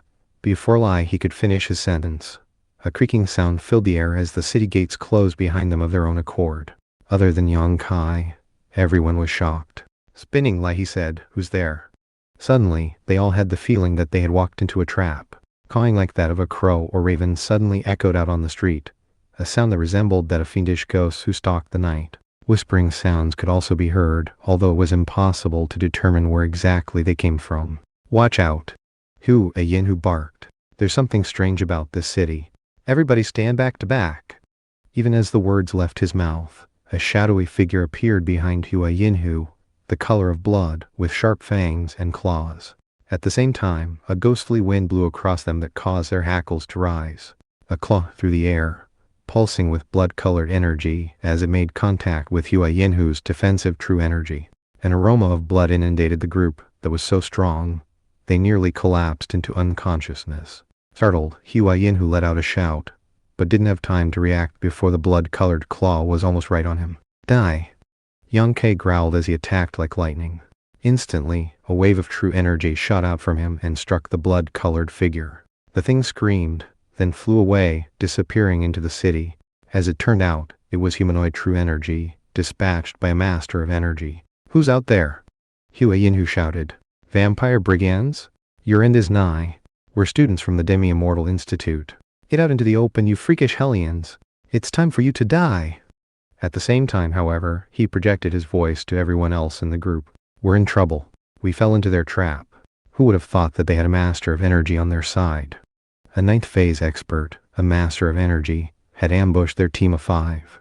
As for the seemingly blood-soaked figure, it was humanoid true energy that had slipped in as quietly as a ghost and disappeared just as suddenly. Normally speaking, if 5 freshman students in the 8th phase were attacked by someone in the 9th phase, they would be wiped out. Sadly for their attacker, though, the freakish Yang Kai was there to fight back. Suddenly, an eerie voice echoed out in the distance. Who would have guessed that there would be an expert hidden amongst the freshman students of the Demi-Immortal Institute? Along with the voice, a demonic wind swept through the desolate ruins that reeked of blood. The stench was so unbearable that the group nearly vomited. "That's a blood toxin energy art," Yinhu said, struggling to pull a medicinal pill out of his garment. "Get your antidote pills ready." After consuming the pill, some color returned to his pale face, and wisps of blood-colored toxic energy seeped out of him. "You take one, Brother Yang Lai," he said, digging out some pills. Clearly, everyone else in the group was experienced enough to have come prepared for something like this. "There's no need," Yang Kai said. "That blood toxin has no way to get into me." Sure enough, the true energy flowing through his body prevented any tainted blood energy from entering him. In fact, he even sent his true energy out for a few dozen paces in every direction, clearing it of any poison and negating the demonic wind. Seeing what was happening, the other 4 students edged closer to him. They were no fools and could immediately tell what was going on. Yang Kai was obviously far more powerful than them, and was finally revealing the levels of strength that he had previously kept concealed. How could I have guessed that you were keeping your true strength so deeply hidden? Hijili said, rubbing his hands together eagerly. Don't tell me you're already in the 9th phase. I guess I really would have embarrassed myself if I really got you to fight earlier, huh? I'm not a master of energy, Yang Kai said with a smile. Shaking his head, he continued, but don't worry. I could fight one if I really had to. I'll take care of you from here on out. Of course, if he drew upon the true power of his cultivation base, he could easily flush out and kill whatever master of energy was hiding in the ruins. But that would be a bit too dramatic. And right now, he could only use his invincible King's Fist and Golden Bell Rampart. 4-season swordplay wasn't an option. It was a consummate discipline of the House of Spring and Autumn, so if word got out, he might not be afraid of the consequences. But he had to think of his father and brothers. Even still, with his level of true energy, he could use his 2 techniques to defeat a master of energy fairly easily. Suddenly, sinister laughter echoed out around them. Pretty confident in yourself, huh, you little brat? You think you're strong enough to escape me? What a joke. You brats don't know the height of the heavens and the breadth of the earth. You think you can come here and rid the world of devils and demons? Although, considering that you're all in the 8th phase and can perform mind incarnation, that means your blood will be much more rich and nourishing than that of mortals. I guess I'll just have to suck you all dry. Yang Kai snorted coldly. Enough grandstanding. Show your face. With that, he stamped his foot onto the stone ground, using his true energy to grab a hold of a large chunk of stone, which he then sent shooting toward the top of a nearby wall. A gasp of surprise suddenly echoed out, and then a blood-colored streak of light blurred forth, slamming into a rock and shattering it. As the dust settled, a middle-aged man appeared on the wall, clad in a blood-red robe. His face was as pale as death, and twisted into a ferocious expression. 2 fangs were just barely visible, which were clearly used for the purpose of sucking blood. He pulsed with demon energy, making him seem almost like a demon, and thanks to whatever energy art he cultivated, he was surrounded by blood-colored light. The man strode off the wall, stepping onto the air as though it were solid ground. As he approached, more brigands appeared on the walls, hundreds of them, all with profound energy arts. Even the weakest among them was in the 5th phase, and with a mere glance, Yang Kai identified at least 10 who were 8th phase experts. Each and every one of them radiated the stench of blood, and were fiendish to the extreme. As they looked down at Yang Kai and his companions, they seemed like hungry wolves eyeing helpless sheep. We're done for. Lie, he murmured. He and the others all had ashen faces and felt despair gripping their hearts. We still have a chance to get out of here, Hugh, a Yinhu said. If we send out a distress call, any students within 50 kilometers will come to help. With that, he pulled out a small firework pellet. He would only have one chance to shoot that pellet high into the air and alert the nearby students. Without any hesitation, he threw it as high as he could. Pop! A holy light exploded above them, which gradually took the shape of the word. Demi-immortal. Anyone within dozens of kilometers would be able to see it clearly. That's not going to do you any good, the leader of the brigands said. We've locked this place down tight. There isn't a living soul within 50 kilometers. If you think other students from your institute are going to come help you, you're a complete fool. The leader truly didn't seem to care at all about their distress signal. I'm Yang Kai, he said. I want this brat's blood. The rest of you share the others. Yes, sir, the other brigands replied, and then began to chuckle menacingly. What do we do? Hua Yinu said. He and the others looked over at Yang Kai, whom they had already come to view as their leader. The fact that so many of these brigands were energy arts experts, all ready to attack, seemed to indicate that escape was an impossibility. Yang Kai frowned. It seems that the only way to kill these brigands is to use my true strength. If I do that, it could lead to problems later on. But then again, impressing these 4 right now might be a good thing. As long as they keep my secret, it shouldn't be a problem. His frown vanished, and he prepared for the slaughter to begin. Kill them! The leader shouted, his master of energy cultivation base surging to life. Fight was just about to begin, and yet, that was when a whistling sound suddenly filled the air. It started out at a great distance, but within moments was only a few kilometers away. By that point, it sounded like rumbling thunder that caused the ruins around them to tremble physically. Everyone present looked around in shock. Even Yang Kai was visibly surprised. Based on what he was hearing, this was a level of true energy that surpassed anyone he had ever met before. It was at least 10 times more powerful than the master of energy level, perhaps even 100 times. It was far beyond anything ordinary. Shivering, he thought, don't tell me, it's a life seizer. He had just been preparing to unleash his true level of power, but now he reined in his true energy and decided to just wait patiently and watch how the situation developed. The whistling sound suddenly ended as quickly as it had begun. At the same time, a figure appeared on a nearby section of the city wall. It was a young man dressed in simple hemp garments that made him look like an ascetic monk. However, he had a sword strapped to his back, and was so dignified and imposing, with such powerful energy, that anyone who saw him would be inclined to drop to their knees to offer worship. From his position on the wall, he looked over the scene, and anyone his gaze touched felt like their soul was being struck by a lightning bolt. Looking at the leader of the brigands, he said, "You freakish hellions, how dare you ambush Demi-Immortal Institute students? Who are you?" The vampire brig and leader shrieked. Obviously, he recognized how powerful this young man was. Chutanj from the Demi-Immortal Institute. "Remember my name after I kill you. After all, we wouldn't want moronic ghosts in hell, would we?" Even as Chutanj spoke, sword light spread out from the sword on his back, almost like a bright sun that illuminated all of the city walls. Before the vampire brigands could even react, countless streams of sword energy stabbed through them, provoking blood-curdling screams. "A life Caesar!" the leader shrieked. He spun in place, and a pair of blood-colored wings sprouted from his back as he prepared to flee. However, before he could, the sun-like sword light covered every possible path available to him. Moments ago, the ancient city had been like a ghost city in the depths of night, sinister to the extreme. But now, intense, sun-like sword light filled it, dispelling any ghostly energy and filling the place with warmth. Only shocking types of energy arts could provoke such an astrological phenomenon with only one move. Cosmic sunflare leaves thousands shocked. A blow against evil that cannot be blocked. A demi-immortal elite who cannot be stopped. Only Chu can sing a song of the heavens. As Chutanj chanted his poetry, his sword energy swept out dramatically. A moment later, the vampire brigand leader screamed and was cut down, completely unable to fight back. Then, a blood-colored demon core flew out of him.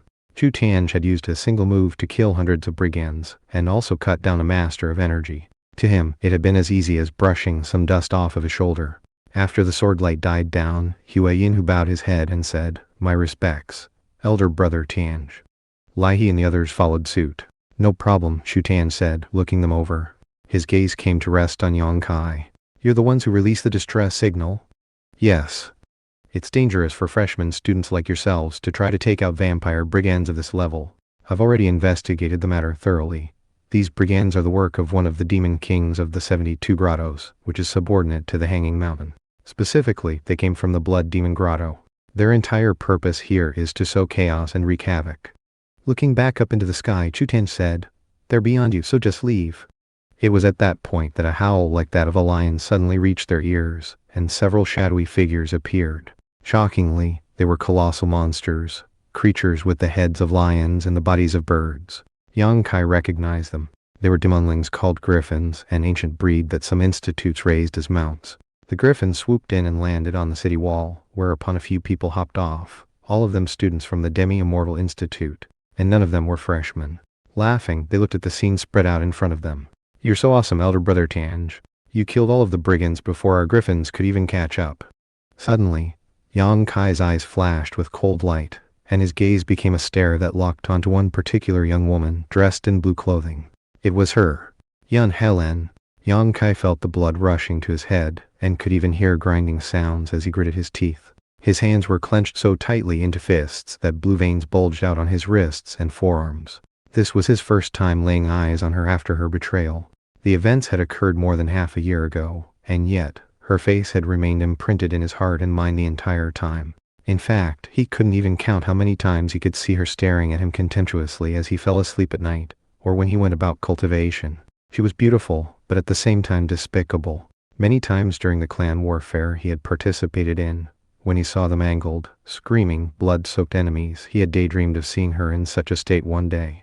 Now they were in each other's presence again, and the hatred was nearly overwhelming him. However, he knew that he couldn't actually attempt to take revenge right now. He just wasn't strong enough. Not by a long shot. After all, he was also in the presence of a life Caesar, Chutanj. The sword technique Chutanj had just used was so powerful it could encompass an entire city, and had been able to kill scores of vampire brigands with almost no effort. Yongkai could tell that he was not a match for that. This was his first time witnessing the might of a life Caesar.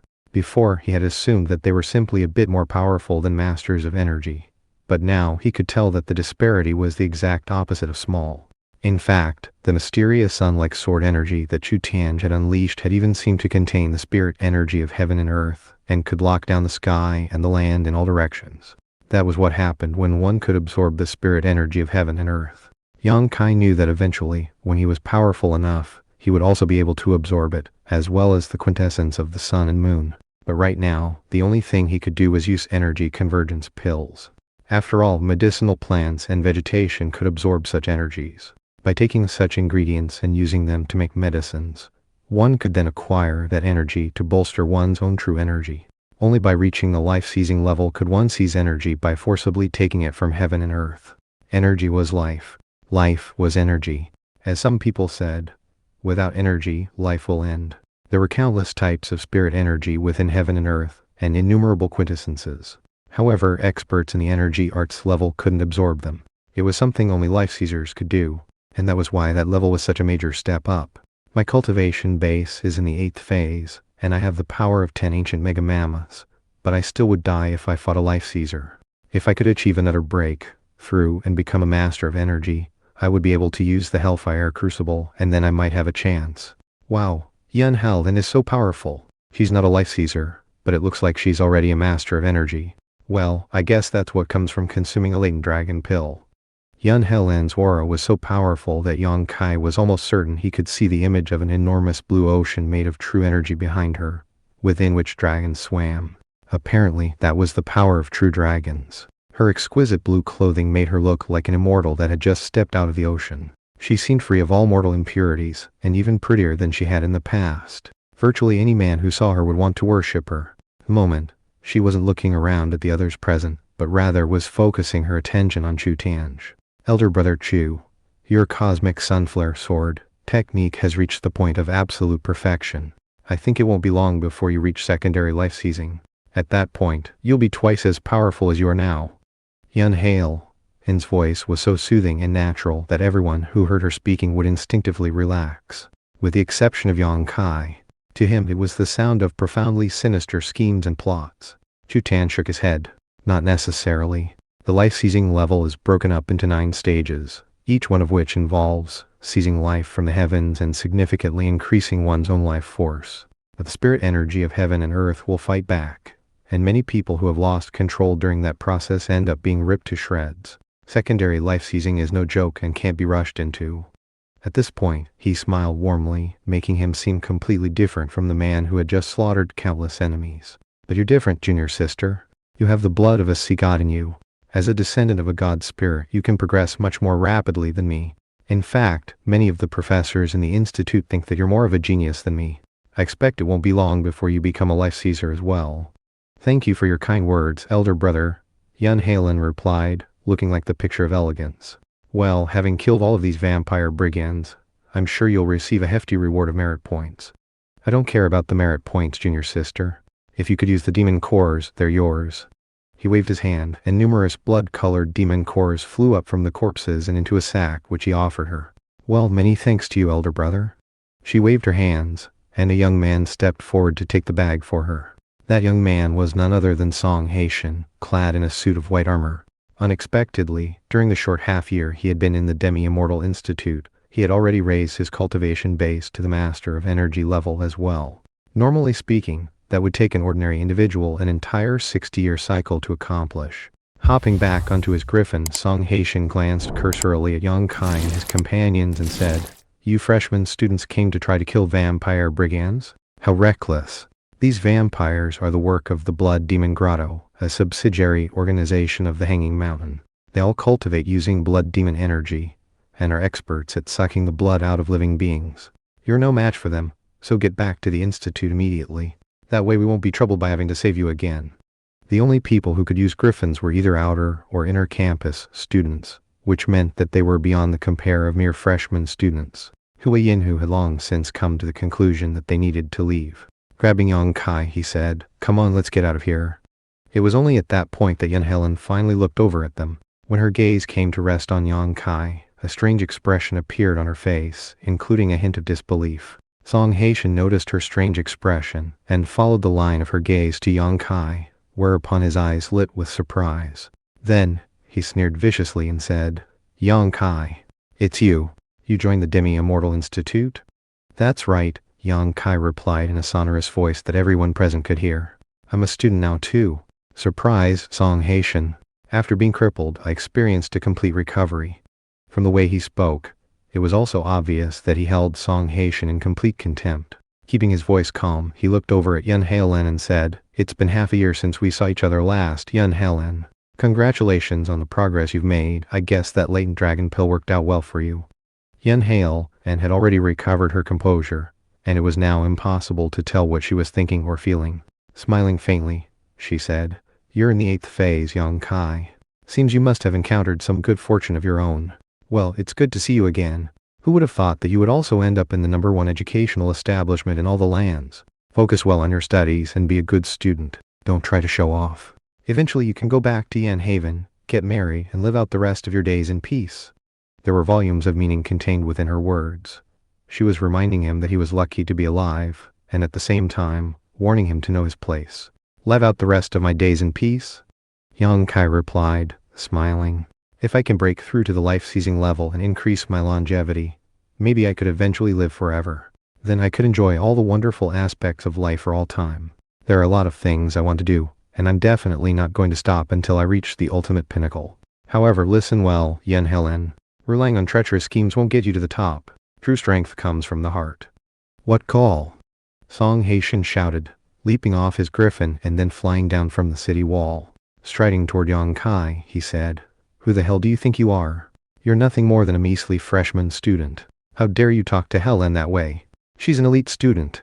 "What?" Yang Kai replied, standing his ground, killing intent swirling in his heart. "You think you're going to teach me a lesson or something, Song Haitian?" "Teach you a lesson?" At that point Song Haitian laughed loudly. "You think you're worthy of me? Let me tell you, Yang Kai, you've been nothing more than a bug to me from day one. Things haven't changed. You're nobody. Ain't because you got some good fortune and reached the 8th phase that you suddenly have the right to be a boorish Philistine. Some people are born geniuses, and some people are born trash. And you're the latter. Trash. You'll never change that. I guess that's something barbarians like you will never understand." Seeing how things were developing and worrying that Yang Kai would come out the worst of it, he leaned over and whispered, "Brother Yang Kai, let me handle this. This Song Haitian is at the very least an outer campus student. He completely outranks us. Whatever grudges you held in the past, you should just let them go." Then he stepped forward and addressed Song Haitian. "Elder brother Song, it seems that my brother Yang Kai has a beef with you, but we're all Demi-Immortal Institute students now. As the saying goes, it's best to turn weapons of war into gifts of jade and silk. What do you say? Why don't you give us some face and—" Smack! Before he could finish speaking, Song Haitian stepped forward as quickly as lightning and slapped him across the side of the face, causing blood and teeth to spray out of his mouth as he was knocked to the ground. Then Song Haitian spat on him. "Give you some face? Who the hell are you? You're nothing but a measly freshman student. How dare someone like you talk about face to me? You think I owe you face?" Not even Yang Kai could have guessed that Song Haitian would actually strike Lai He. He could have intervened, but was not blind to the fact that Chu Tianj was staring at him closely, forcing him to expend almost all his effort on concealing the evidence of the strength of the hell-crushing god Mammoth, and revealing only his invincible king's fist and golden bell rampart. However, the sight of Lai He laying there on the ground caused his killing intent to begin to burn. Stepping forward, Yang Kai helped him to his feet, and then sent some true energy into him. A moment later, the swelling on his face was gone. As for his missing teeth, they would grow back eventually. After all, energy arts masters were far beyond ordinary people, and could circulate their energy in a way that would mend bones and cause broken teeth to grow back. "Many thanks, Brother Yang," Lai he said with a wry smile. "I really made a fool of myself, didn't I? Don't worry, Brother Lai. I'll help you pay back that slap with plenty of interest." Yang Kai's voice then turned as cold as ice. "Nobody hits a brother of mine. He broke some of your teeth. I'll break every bone in his body." "Pay back? With what?" Song Haitian looked on coldly as Yang Kai helped Lai He up, and then healed him with true energy. Secure in the knowledge that he had powerful backers, he was certain he was in absolute control of the situation. "I'm an outer campus student, so I have full authority to provide instruction to freshmen. This little punk failed to study something he should have studied, respect. Who does he think he is, asking that I give him face? And then there's you, Yang Kai. I'm offended by your tone of voice, and normally speaking, would cripple you for it. However, considering that you're part of the Demi-Immortal Institute now, I'll give you a chance to turn over a new leaf. Get on your knees and give me 3 sets of 3 kowtows. Then I might let you off the hook. What do you say?" The expression on Song Haitian's face was as vicious as a cat's when looking at a mouse. Obviously, he was just having some fun, and everyone present could tell that even if Yang Kai did kowtow to him, he still wouldn't let the matter drop. As for Yun Halen, she simply looked on, seemingly engrossed with what was happening. Chu Tianj, on the other hand, was a powerful life seizer. He remained on the city wall, hands clasped behind his back, his robe rippling in the wind. It was at this point that snowflakes began to drift down from above. "It's snowing," Yang Kai said, reaching out to let a snowflake land on his finger. "It's too bad there's an annoying dog barking in my ear, ruining the scene." When Lai he heard his words, his jaw dropped. Huayin and he gilly shivered and turned to look at him, their eyes written with terror, completely incapable of comprehending why Yang Kai would say something like that. "What did you just say?" First, Song Haitian wasn't sure he had heard clearly. However, after a moment passed, his face turned purple, and he looked like he might explode at any moment. "What are you, deaf?" Yang Kai shouted, his words echoing like thunder. "Well, Song Haitian, are you? I said you're an annoying dog. Are you looking to die?" Unable to hold back any longer, Song Haitian burst into motion, curling his fingers into dragon's claws, along with his true energy surging out to form clouds around him. As he moved forward, his claw-like hand stretched out from within the clouds as if searching for prey. Seeking claw of the cloud dragon, the true energy claw attack was so powerful that the stone beneath Song Haitian's feet shattered. He was obviously holding nothing back, and the killing intent in his move made it clear that he wanted Yang Kai dead. However, Yang Kai didn't even pay attention to the claw attack. Clenching his hand into a fist, he unleashed the invincible King's Fist, causing 6 crab-like arms to appear behind him. His true energy was as powerful as a 10,000-ton boulder, and as it catapulted forth, it hit Song Haitian's true energy and crushed it into nothing. The onlookers saw Yang Kai's 6 arms of true energy form together into something like a sphere, which then rolled forth and smashed into Song Haitian, completely destroying all of his defensive true energy. Song Haitian screamed as he was sent flying backward, his clothing in tatters. When he finally rolled to a stop, he tried to struggle to his feet but failed. "Defeated." "Lie," he blurted. Yang Kai's friends weren't the only ones who were surprised. All of the outer campus students on the Griffins were completely taken aback. After all, Song Haitian was a master of energy, and Yang Kai was only in the 8th phase. Generally speaking, they existed on completely different levels, and no one would ever think that the fight would have gone this way. Yun Halen was also visibly shocked. "What's this?" Chu Tianj murmured, also surprised. "You." Song Haitian simply couldn't believe that he had been defeated and still wanted to try to kill Yang Kai. But before he could move, Yang Kai was right next to him. Squatting down, he patted his cheek and said, "You think that just because you're a master of energy, you can handle me? You see, what you don't know is that I've already absorbed an air mastery plant. I have the same level of inner force as a master of energy." Of course, Yang Kai mentioned an air mastery plant as a way of concealing the truth about his cultivation base. When he helped Yang Zhan absorb the air mastery plant inside him, he had acquired some of the plant's aura, and therefore had a deep understanding of it. Furthermore, the strength of the hell-crushing god mammoth could easily imitate the true energy of the plant, in a way that no other person could detect. Unless Chu Tianj actually sent some true energy into Yang Kai, he wouldn't be able to pick up on any clues. "Helen, kill this brat!" Song Haitian screamed, hardly able to stand the humiliation. Whack! Yang Kai slapped Song Haitian squarely on the side of the face. Another scream escaped Song Haitian's lips, as well as a mouthful of blood and teeth. "Like I said, if you insult a brother of mine, I'll pay the insult back 10 times over. Now, prepare to have your energy arts crippled. That'll get rid of your little superiority complex." With that, he gathered his true energy together in preparation to cripple Song Haitian. "Enough," Chu Tianj said. Although he was far away on the city wall, he waved his hand, sending a stream of true energy out that took the form of an army of horses and soldiers. In the face of that, Yang Kai had no choice but to back away. Incredible, Yang Kai thought, fully aware that he couldn't fight back against that energy, unless he relied on his true powers. But if he did that, it would attract the suspicions of Chu Tianj, which he couldn't have right now. While he backed away, the true energy picked up Song Haitian and pulled him back to the city wall. There, Chu Tianj grabbed him and sent some true energy into him. Song Haitian immediately began to tremble as his blood heated, causing him to inflate almost like a balloon. "Behold the spirit energy of heaven and earth," Chu Tianj said. As everyone looked on, streams of green light fell from the sky, entering Song Haitian and repairing his teeth instantly. So life Caesars can even do that? Yang Kai licked his lips in near disbelief. Although he hadn't been able to kill Song Haitian, humiliating him did ease some of the inner tension. Of course, he cared a lot more about Yun Heilan. Song Haitian was nothing more than a henchman of hers. Tossing Song Haitian back onto his griffin, Chu Tianj turned to Yun Heilan and said, "Very well, he's all healed up. Junior sister Helen, do you have some sort of grudge with that brat? He has some impressive true energy, and considering he used an air mastery plant, if he becomes a master of energy, he'll be even more powerful. A word from you, and I can resolve the matter immediately, although you would owe me a favor. What do you say?" Chu Tianj's words immediately caused the atmosphere to become very tense. From the way he spoke, he didn't even think Yang Kai was worth looking at, and if he wanted to, could take him out instantly. Elder brother Tianj, Hue Yin, who blurted, "Sir, you're a life Caesar. Why do you have to make things so difficult for us?" Chu Tianj ignored him, keeping his gaze fixed on Yun Heilan. Yun Heilan looked at Yang Kai for a long moment, then sighed. "Forget it. His aunt is Yang Suzu. Besides, her mastery plants aren't anything special. Let's go, elder brother Tianj. There are still plenty of vampire brigands left to kill." Chu Tianj's eyes suddenly glittered with intense light. "He's Yang Suzu's nephew? Well, isn't that interesting? But you know Yang Suzu isn't really that extraordinary. As I said, a single word from you, and I'll end all of this frustration for good." "Many thanks, elder brother, but let's go." Yun Heilan hopped back onto her griffin, which spread its wings and then launched up into the air.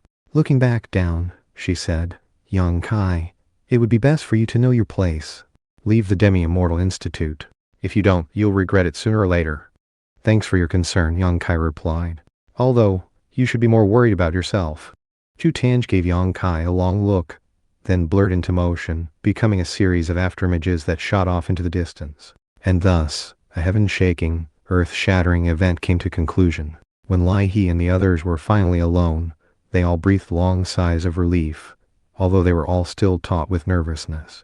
As for Yang Kai, he closed his eyes and sat down cross-legged, almost as if he were working on his cultivation. After some time passed, Hue Yin found an area nearby where some trees had begun to grow in the ruins of the city. Within those trees was a ramshackle hut where he quickly set up a fire. Hurrying back to Yang Kai, he said, "Why don't we spend the night here?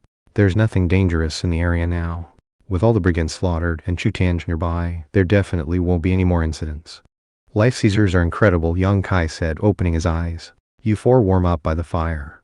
I'm going to work on my cultivation in this snowstorm. After seeing Chu Tianj in action, I've gained some enlightenment and want to push toward my next breakthrough." "All right. In that case, we won't disturb you." With that, everyone went to sit by the fire, although they kept an eye on Yang Kai. The snowfall grew heavier and heavier, and before long, the ground was pure white. Yang Kai had already summoned a protective barrier to keep the snow away. "Yun Heilan, it won't do you any good to hide behind Chu Tianj. I can defeat him." True energy surged through him like lava ready to erupt from a volcano. Meanwhile, the lightning mammoth was already active inside him. Slowly but surely, the strength of the hell-crushing god mammoth was causing something like a crucible to form within his sea of energy. The hellfire crucible actually contained the lightning mammoth, and was slowly melting it, extracting its life force quintessence. Whiz! Another particle woke up inside Yang Kai, filling him with the power of an 11th ancient mega mammoth.